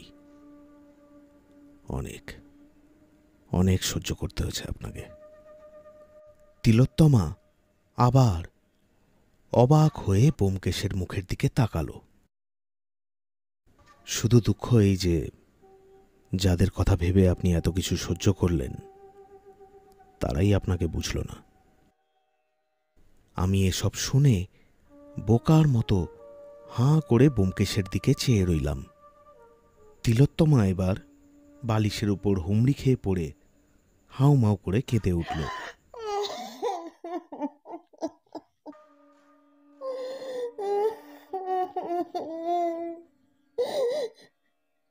ব্যোমকেশ বলল, এবার আপনি ধীরে ধীরে সুস্থ হয়ে উঠবেন। এখন আপনি বিশ্রাম নিন। প্রথমে সুস্থ হয়ে উঠুন, তারপর যদি কোনোদিন পুরো ঘটনা শুনতে চান, আমার নম্বর তো রইলই।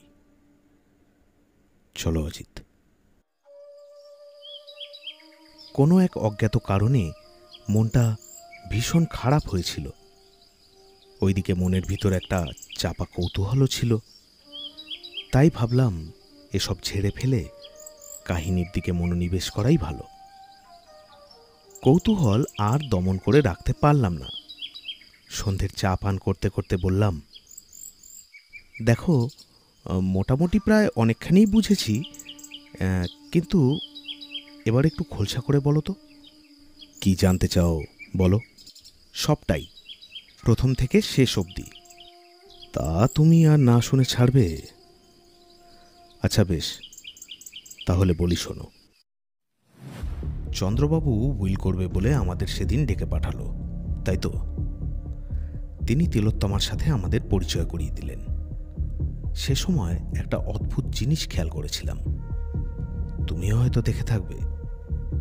চন্দ্রবাবু তিলোত্তমাকে মেয়ে বলায় তিনি যেন কেমন একটা অস্বস্তি বোধ করছিলেন। ওনার নিজের বলতেও কেমন একটা সংকোচ হচ্ছিল। যদিও সেই সময় ব্যাপারটা অতটা গুরুত্ব দেইনি, তখন গুরুত্ব দেওয়ার কথাও নয়। এরপর কাঞ্চন আসলো। আচ্ছা, আরেকটা কথা বলে রাখি, এটা তো নিশ্চয়ই জেনেই গেছো, কাঞ্চন আর নন্দলালের মধ্যে একটা সম্পর্ক ছিল। নন্দলাল উইলের ব্যাপারটা প্রথম থেকেই জানত। এবার কথা হচ্ছে, যদি নন্দলাল আর কাঞ্চনের মধ্যে সম্পর্ক থেকেই থাকে, তাহলে কাঞ্চনের সে বিষয়ে জানা উচিত। তবুও কাঞ্চন আড়ি পাততে আসলো কেন? হ্যাঁ, উনি সেদিন আড়ি পাততেই এসেছিলেন। তাই চন্দ্রবাবু তাকে দেখে রেগে যায়। আচ্ছা, চন্দ্রবাবু তাকে দেখে রেগেও বা গেলেন কেন, সে কথায় পরে আসছি। পাশাপাশি কথাও বলে রাখি, প্রথম দিকে কিন্তু এসব কিছুই ভাবিনি। এর কিছুদিন কেটে যাওয়ার পর চন্দ্রবাবু মারা গেলেন। কেমন? চন্দ্রবাবুর আশঙ্কা ঠিকই ছিল। ওনার ভ্রাতুষ্পুত্রটি ওনার মৃত্যু হতে না হতেই এসে উপস্থিত হল। চন্দ্রবাবু ঠিকই বলেছিলেন, বদ ছেলেই বটে। তার উপর তার সাথে কথা বলে বোঝা গেল যথেষ্ট খাগু। তিলোত্তমাকে সে সন্দেহ করে। কি বিষয়? তিলোত্তমা তার কাকাবাবুর মাথায় হাত বুলিয়ে সব সম্পত্তি লিখিয়ে নিয়েছে, তারপর ওনাকে খুন করেছে। এখানেই আমার প্রথম খটকা লাগে। ঘাড়ের খটকা নয়, মনের খটকা। অর্থাৎ এখান থেকেই আমার মনে সন্দেহের দানা বাঁধতে শুরু করল। সেদিন ডাক্তার অসীমের চেম্বারে গেলাম এবং গিয়ে জানতে পারলাম ইচ্ছাকৃতভাবে হৃদরোগের সৃষ্টি করা সম্ভব। তিনি আমাকে ইংরেজি পত্রিকাটা দিলেন। সে রাত্রে ওই বইটা পড়ার পর আমার মনের সন্দেহটা আরও প্রবলভাবে বেড়ে গেল। পটাশিয়াম সাইনাইডের ব্যাপারে আমরা সবাই মোটামুটি জানি, কিন্তু সেটা দেখতে কেমন হয় সেটা আমার জানা ছিল না। সেদিন প্রথম জানলাম পটাশিয়াম সাইনাইড দু রকমের হয়। একটা সলিড, যেটা দেখতে সাদা নুনের মতো, আর একটা হয় লিকুইড, যেটা নর্মাল জলের মতো। জানলে খুব অবাক হবে অজিত, পটাশিয়াম সাইনাইড কিন্তু খুব বিষাক্ত এবং মারাত্মক। কিন্তু তা সত্ত্বেও এটা অনেক ভালো কাজেও ব্যবহার হয়, যেমন সোনার কাজে, টেক্সটাইল ইন্ডাস্ট্রিতে, আরও অনেক ক্ষেত্রেই। সুতরাং কেউ যদি চেষ্টা করে তাহলে এটা জোগাড় করা যায়, বিশেষ করে যাদের সোনার কারবার আছে। এই অবধি পরিষ্কার? এর পরের দিন আমরা বারাসাত থানায় গেলাম। সেখানে গিয়ে জানলাম নিয়োগীর মৃত্যু কিভাবে হয়েছে। পুলিশ বলল বাড়িতে কেউ ছিল না, কাউকে আসতেও দেখা যায়নি। সেদিন সকালে নিয়োগীকে মৃত অবস্থায় পাওয়া যায়। পরে আমরা ভাড়া বাড়িতে গিয়ে জানলাম তিলোত্তমা আর পরমেশের দাম্পত্য জীবন ভালো ছিল না। ঝগড়া অশান্তি প্রায় দিনই লেগে থাকত। সন্ধেবেলা করে পরমেশ কিছু বন্ধুবান্ধবদের প্রায় দিনই বাড়িতে নিয়ে আসত। বাড়িওয়ালা আরও বলল তিলোত্তমার দাদা একদিন এসে নিয়োগীর সাথে ঝামেলা করে, সাথে বলে যায় তার একটা ব্যবস্থা করছে। এরপর একদিন সে তিলোত্তমাকে সাথে করে নিয়ে চলে যায় এবং তারপরের দিনই সকালে চায়ের সাথে বিষ মিশিয়ে নিয়োগী আত্মহত্যা করে। একটা অসভ্য নোংরা প্রকৃতির মাতাল লোক, যার কিনা লজ্জা, বিবেক, মান সম্মান বলে কিছুই নেই, সেই লোকটা শুধু বউ চলে যাওয়ার কারণে আত্মহত্যা করবে, এ কথা বিশ্বাস হয় না। অতএব নিয়োগী যদি আত্মহত্যা নাই করে তাহলে তাকে খুন করা হয়েছে। কিন্তু খুনটা কে করেছে? সেই সময় স্বাভাবিকভাবে আমারও প্রথম সন্দেহটা তিলোত্তমার উপরেই গিয়ে পড়ে। কিন্তু তারপর ভেবে পাচ্ছিলাম না তদন্তে কিভাবে এগোব। ঠিক তখনই তিলোত্তমা নিজেই আমাদের ডেকে পাঠালেন। গিয়ে জানতে পারলাম ম্যানেজার তাকে বিয়ের প্রস্তাব দিয়েছে এবং তিনি আমার কাছে জানতে চাইছেন কি করা উচিত। তার জন্য পরামর্শ চাইছেন। আবার সন্দেহ হলো, তিলোত্তমা আর ম্যানেজার মিলে কি তাহলে এ কাজ করেছে? আর তারা বিয়ে করলে আমার সন্দেহ যাতে তাদের উপর গিয়ে না পড়ে, তার জন্য কি আমার কাছে আগ বাড়িয়ে জানতে চাইছে? কিন্তু তারপর ভাবলাম সে তো জানেও না যে আমি তাকে সন্দেহ করছি, তাহলে কি হতে পারে? তার উপর দেখলাম সে অসুস্থ এবং তিলোত্তমা নিজেই বলল চন্দ্রবাবুর রোগের লক্ষণ যা ছিল তারও সেই রকমই রোগের লক্ষণ। তখন ভাবলাম উনি যদি জানতেন যে চন্দ্রবাবুকে খুন করা হয়েছে, অথবা উনি যদি নিজেই এর মধ্যে জড়িত থাকতেন, উনি ভুল করেও এ কথা বলতেন না। তাহলে কে হতে পারে? সেই সময় আরেকটা কথা মাথায় আসলো। মনে পড়ল তিলোত্তমার দাদা নিয়োগীকে বলেছিল তার একটা ব্যবস্থা করছে। তার প্রবৃত্তিটা কিরকম সেটাও একবার দেখা দরকার। সনাতন বাবুর সাথে আমরা আলাপ করতে গেলাম আর তাকে চায়ের ছুতোয় নিচে পাঠিয়ে ঘরে একটা ছোট্ট অনুসন্ধান চালালাম। আমরা সেদিন কি দেখেছিলাম? ডাক্তারের দেওয়া সেই বিলেতি পত্রিকাটা। এবার আমার সন্দেহ করল তিলোত্তমার থেকে তিলোত্তমার দাদার দিকে। এরপর তোমার মনে আছে, বেরিয়ে আসার সময় তোমাকে বাইরে দাঁড় করিয়ে আমি ভিতরে গেলাম। অজিত, সে সময় তোমাকে বলিনি, কিন্তু জানো গিয়ে সেদিন কি কি জানতে পেরেছিলাম? শুনে সত্যি অবাক হয়ে যাবে। মনটা একটু খারাপ হলেও আশ্চর্য হব না। বেরিয়ে আসার সময় দেখলাম ভৈরব রান্নাঘরে একা রয়েছে। ফিরে আমি তার কাছেই গেলাম। গিয়ে প্রথমে তিলোত্তমার ব্যাপারে জিজ্ঞেস করলাম। বলল দিদিমণি খুবই ভালো লোক, তার মতো মেয়েই হয় না, খুব শান্ত প্রকৃতির, নম্র, ভদ্র, ইত্যাদি ইত্যাদি। ও আরেকটা কথা বলে রাখি, জানো একসময় আমার এটাও মনে হয়েছিল যে চন্দ্রবাবু তিলোত্তমার উপর এত সদয় কেন যে তাকে সব সম্পত্তি লিখে দিল, আর তার দাদাকে চাকরের মতোই বা কেন রেখে দিল হাই ফরমাস খাটানোর জন্য। যদিও এটা হতে পারে যে সে তাকে মেয়ের মতোই ভালোবাসে, কিন্তু তাও ওই যে মনে খটকা। যাই হোক, এরপর ভৈরবকে জিজ্ঞেস করলাম তার কর্তা কেমন ছিল। সে বলল ওনার ব্যাপারে সে কিছু বলতে পারবে না। উনি ছিলেন মনিব, সে একটা চাকর। মনিবের ব্যাপারে ভালো মন্দ বলা তার মুখে মানায় না। অর্থাৎ একটু হয়তো সংকোচই করছিল। এরপর আমি যখন তাকে আশ্বাস দিয়ে বললাম যে তিনি এখন গত হয়েছেন, তার ব্যাপারে ভালো মন্দ বললে এখন আর তার কোনো ক্ষতি হওয়ার সম্ভাবনা নেই, তখন গিয়ে সে মুখ খুলল, বলল, বাবুর স্বভাব ভালো ছিল না, মহিলাদের উপর তার কুনজর ছিল। এরপর অজিত একটা বিশ্রী সত্য উঠে আসলো। ভৈরব বলল, তিলোত্তমা তার শালীর মেয়ে বটে, কিন্তু বাবু তাকে মোটেও মেয়ের নজরে দেখত না। তার সঙ্গে ওনার অন্য সম্পর্ক। বাবু তার অসহায়তার সুযোগ নিত। আরও অনেক কিছুই বলল, বুঝলে, সেগুলো আর উল্লেখ করলাম না। বাকিটা তুমি নিজের মতো করে বুঝে নাও। এরপর ভৈরবকে সনাতন বাবুর ব্যাপারে জিজ্ঞেস করলাম। বলল, এমনিতে সে খারাপ নয়, ভালো মানুষ।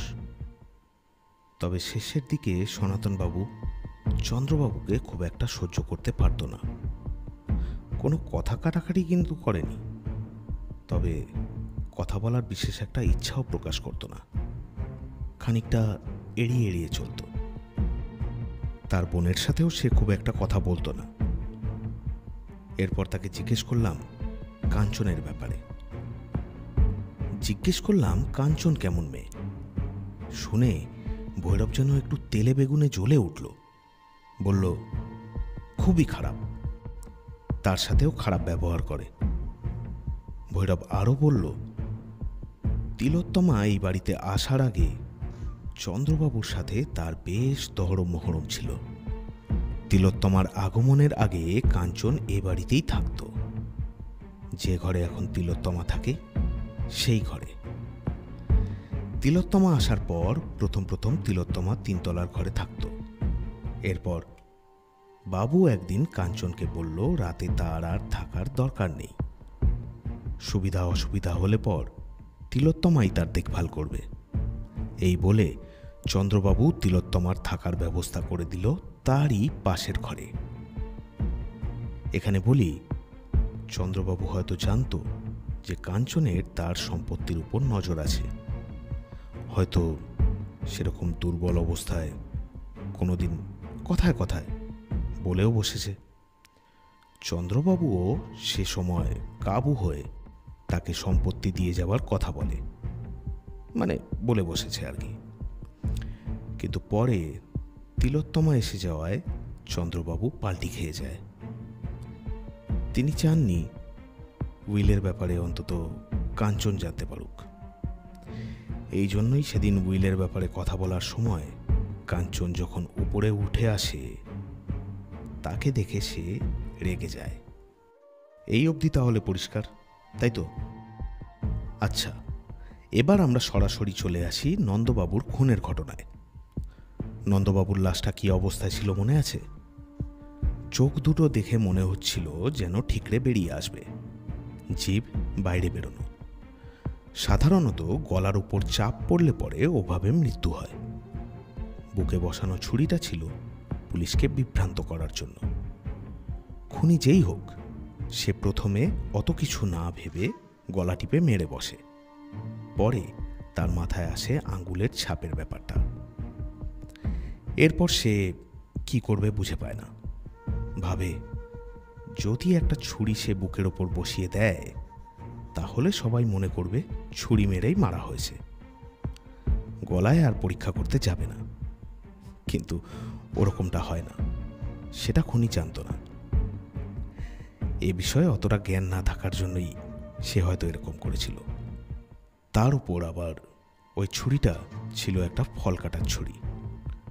খুনি ঘরের জিনিসপত্র লণ্ডভণ্ড করে বোঝাতে চেয়েছিল যে চোর চুরি করতে এসে খুনটা করেছে। কিন্তু চোর যদি চুরি করতে আসে তাহলে সে আর ফল কাটার ছুরি নিয়ে আসবে না। চোর বা ছিনতাইকারীরা সাধারণত সেসব ছুরি ব্যবহার করে যেগুলোকে ভাঁজ করা যায়। ছুরি ভাঁজ করা থাকলে পকেটে লুকিয়ে রাখতে সুবিধা হয়, এই জন্য। এরপর আমি নন্দবাবুর হাতে নখগুলোকে পরীক্ষা করে দেখলাম। একটা লম্বা চওড়া ব্যক্তি যতই মদ খেয়ে থাকুক না কেন, কেউ গলা টিপে শ্বাসরোধ করে মারতে গেলে পরে প্রাণের দায়ে সে বাধা দিতে বাধ্য। এরকম বহু ক্ষেত্রেই দেখা যায়।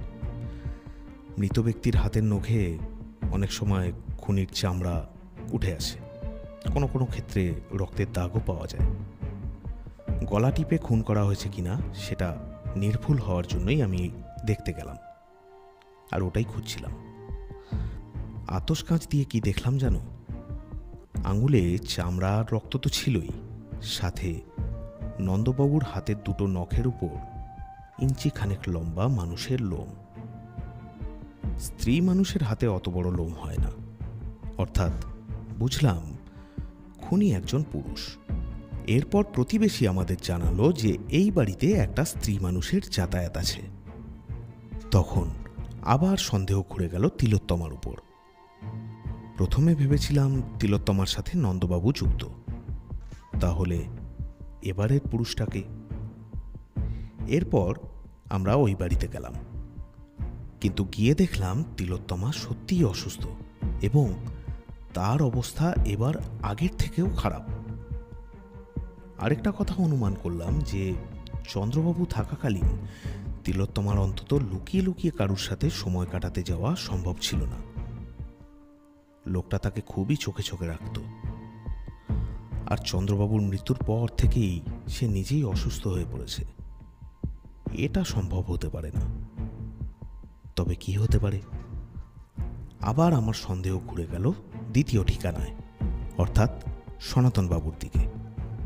তবে ওই মহিলাটা কে হতে পারে সেটা বুঝতে আর বাকি রইল না। আরেকজন ঠিক সেই সময় ঘরে ঢুকল, কাঞ্চন। কাঞ্চন আর ম্যানেজারের মধ্যে একটা সম্পর্ক ছিল, এ ব্যাপারে জানতাম। জিজ্ঞেস করলাম যে তাদের মধ্যে সম্পর্ক কীরকম। সে বলল তার স্বামীর বন্ধু। অনুমান করলাম নন্দবাবু শুধু তার স্বামীরই বন্ধু ছিল না, সম্ভবত সে ছিল তার গোপন প্রেমিক। এরপর মনে মনে দুয়ে দুয়ে চার করতে করতে ফিরছিলাম। সে সময় রাস্তায় কি দেখলাম? সনাতনবাবু আর কাঞ্চন দুজনে মিলে একটা গলিতে কথা বলছে। তোমাকে চিন্তার বিষয় নয় বলেছিলাম ঠিকই, কিন্তু নিজে মোটেও তা ভাবিনি। বাড়ি ফিরে ভালো করে চিন্তা করতে বসলাম। ম্যানেজার বাবু চন্দ্রবাবুর স্বভাব চরিত্র সম্পর্কে গোড়া থেকেই হয়তো জানত। সে মনে মনে ছক কষতে বসল কিভাবে বুড়োর সম্পত্তি হাতানো যায়। অনুমান করি সেই সময় হয়তো কাঞ্চনের স্বামী মারা যায় এবং নন্দবাবুর মাথায় চলে আসলো কি করতে হবে। নন্দলাল কাঞ্চনের সাথে বিষয়টা নিয়ে আলোচনা করল। স্বামী মারা যাওয়ার পর কাঞ্চন আর তার মেয়ের ভবিষ্যৎ বলে তেমন কিছু ছিল না, তাই নিজেদের ভবিষ্যৎ ঠিক করার জন্য কাঞ্চনও রাজি হয়ে গেল।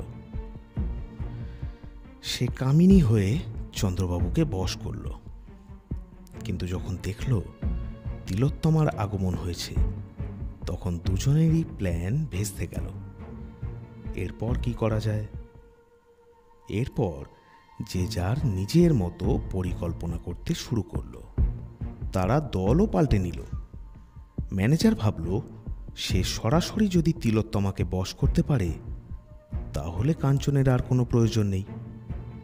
কিন্তু কিভাবে?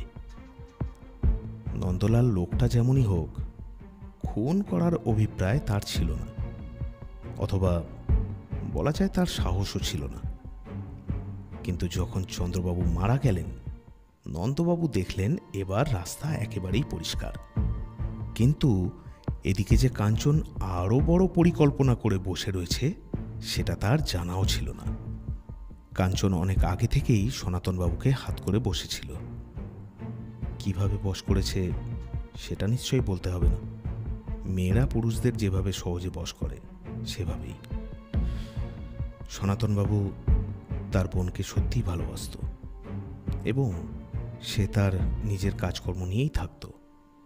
কাঞ্চন ঠিক করল সনাতনের মনটা বিষিয়ে দিতে হবে। কিভাবে? চন্দ্রবাবু আর তিলোত্তমার সম্পর্কটা কাঞ্চন প্রথম থেকেই বুঝে গেছিল, কারণ সে যে নিজেও সেই রাস্তা পার হয়ে এসেছে। আমার অনুমান কোনো না কোনোভাবে কাঞ্চন ব্যাপারটা সনাতনকে বলে।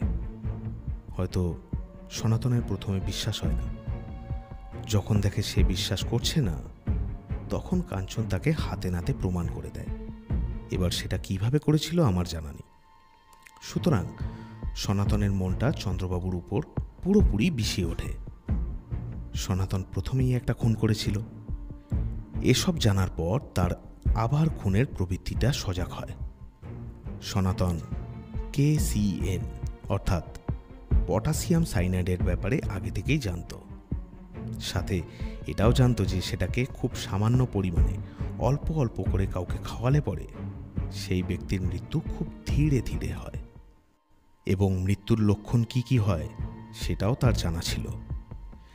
এখানে তোমাকে বলে রাখি অজিত, অনেকে মনে করে পটাশিয়াম সাইনাইড খেলে পরেই হয়তো মানুষ মারা যায়, কিন্তু জানো কি না জানি না, পৃথিবীতে এরকম অনেক ফল আছে যার মধ্যে খুবই মৃদু মাত্রায় পটাশিয়াম সাইনাইড থাকে, যেগুলো খেলে মানুষ মরে না। যেমন সেদিন ন্যাশপাতির কথা বলেছিলাম না, ওর মধ্যে থাকে, আপেলের দানার মধ্যে থাকে, কিছু বাদামের মধ্যে থাকে, আরও অনেক কিছুর মধ্যে, সেগুলো বললাম না।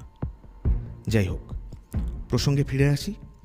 সনাতন কাঞ্চনকে বলল তাকে কি কি করতে হবে। কাঞ্চন সেই অনুযায়ী প্রতিদিন নিয়ম করে চন্দ্রবাবুকে খুব সামান্য, ধরো একটা সূঁচের মধ্যে তোলা এতটুকু পটাশিয়াম সাইনাইড খাইয়ে দিতে থাকলো। চন্দ্রবাবুর মৃত্যু হলে সম্পত্তি তিলোত্তমার নামে হলো। ইতিমধ্যে কাঞ্চনের আরও একটা পরিকল্পনা করা হয়ে গেছে। সে সনাতনকে আবার বোঝালো তিলোত্তমা থাকলে পরে তারা কিছুই পাবে না। কাঞ্চন আগে থেকেই বুঝে গেছিল নন্দলালের মনোভাবটা কি, সেটাও সে সনাতনকে জানালো। কিন্তু সনাতন নিজের বোনকে মারবে কি করে? কাঞ্চন নানানভাবে সনাতনের মনটা তিলোত্তমার বিরুদ্ধে বিষিয়ে দিতে থাকলো। একটা অদ্ভুত ব্যাপার কি জানো, যে কোনো পুরুষই কোনো মহিলার সাথে যেটাই করুক না কেন, সেটাই সে নিজের বোন, দিদি অথবা স্ত্রী করলে মেনে নিতে পারে না। সনাতন নিজেও কিন্তু কাঞ্চনের সাথে একটা অবৈধ সম্পর্কে ছিল। যাই হোক, সনাতন তার বোনকে নষ্ট মেয়ে মনে করতে লাগলো। এবার সে কাঞ্চনকে বলে দিল তাকে বিষ খাওয়াতে হবে। সনাতন এটা বুঝলই না যে তার বোন যেটাই করেছিল সেটা তার কথা ভেবেই। যদিও এগুলো সবই ছিল আমার অনুমান, ভাবলাম তাড়াহুড়োর কিছু নেই, পোস্টমর্টমের রিপোর্ট আসুক, সেখানে আঙুলের ছাপ পাওয়া গেলে সেই আঙুলের ছাপ সনাতনের সঙ্গে মেলালেই সব পরিষ্কার হয়ে যাবে। আর যদি সেটা নাও হয়, তাহলে লাশের আঙুলে পাওয়া রক্তের গ্রুপের সাথে সনাতনের ব্লাড গ্রুপ মেলালে বোঝা যাবে সে খুন করেছে কিনা। তারপর কাঞ্চনকে একটু চাপ দিলেই সে সব কথা স্বীকার করে নেবে। কিন্তু চাপে পড়ে কাঞ্চন যে মুখ খুলে দিতে পারে এ কথা শুধু আমি অনুমান করিনি, সনাতনও আশঙ্কা করেছিল। কাঞ্চনকে সেদিন যখন জিজ্ঞেস করছিলাম, সনাতনের সেই সময়ই প্রাণে ভয় ঢুকে যায়। কিন্তু আমার অপেক্ষা করার মাঝে যে পরের খুনটা হয়ে যাবে সেটা ভাবতেও পারিনি। যাই হোক, এরপর যখন কাঞ্চনের বাড়িতে গেলাম এবং তাকে মৃত অবস্থায় দেখলাম, তখন দেখলাম সেই একই জিনিস, খালি একটা চায়ের পেয়ালা। বুঝতে বাকি রইল না কি হয়েছে।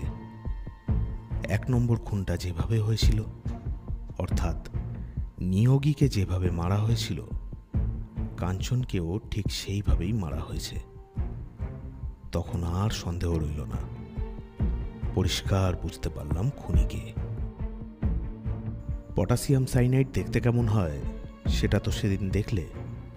সেটাকে চিনির মধ্যে মিশিয়ে দিলে বোঝার আর উপায় থাকে না। প্রথম খুনটার ক্ষেত্রেও সনাতন সেটাই করেছিল।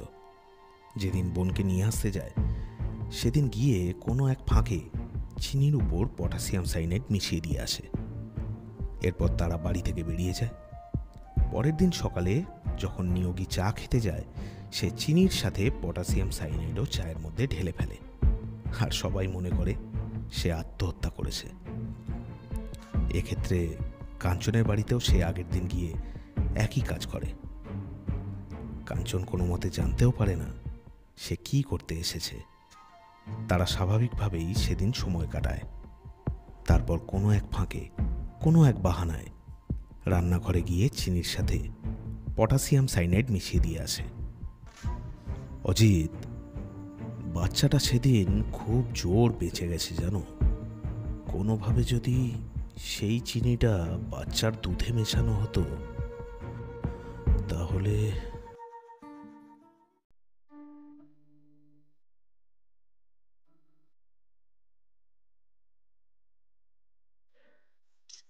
এতক্ষণ শুনছিলেন সৌমেন মুখার্জির কলমে গল্প। কেমন লাগলো আজকের গল্পটি তা অবশ্যই আমাদের কমেন্ট করে জানান, যে আমরা ঠিক আর কি ইমপ্রুভমেন্ট করতে পারি। আর অবশ্যই পরের গল্পটি শোনার জন্য আমাদের চ্যানেলটিকে সাবস্ক্রাইব করে রাখুন, যেটি আপনার জন্য তো ফ্রি অফ কস্ট, কিন্তু আমার জন্য অনেকটাই ভ্যালু অ্যাড করে। এছাড়া সঙ্গে রাখুন, শুনতে থাকুন আমাদের চ্যানেলটিকে। শুভরাত্রি সবাইকে।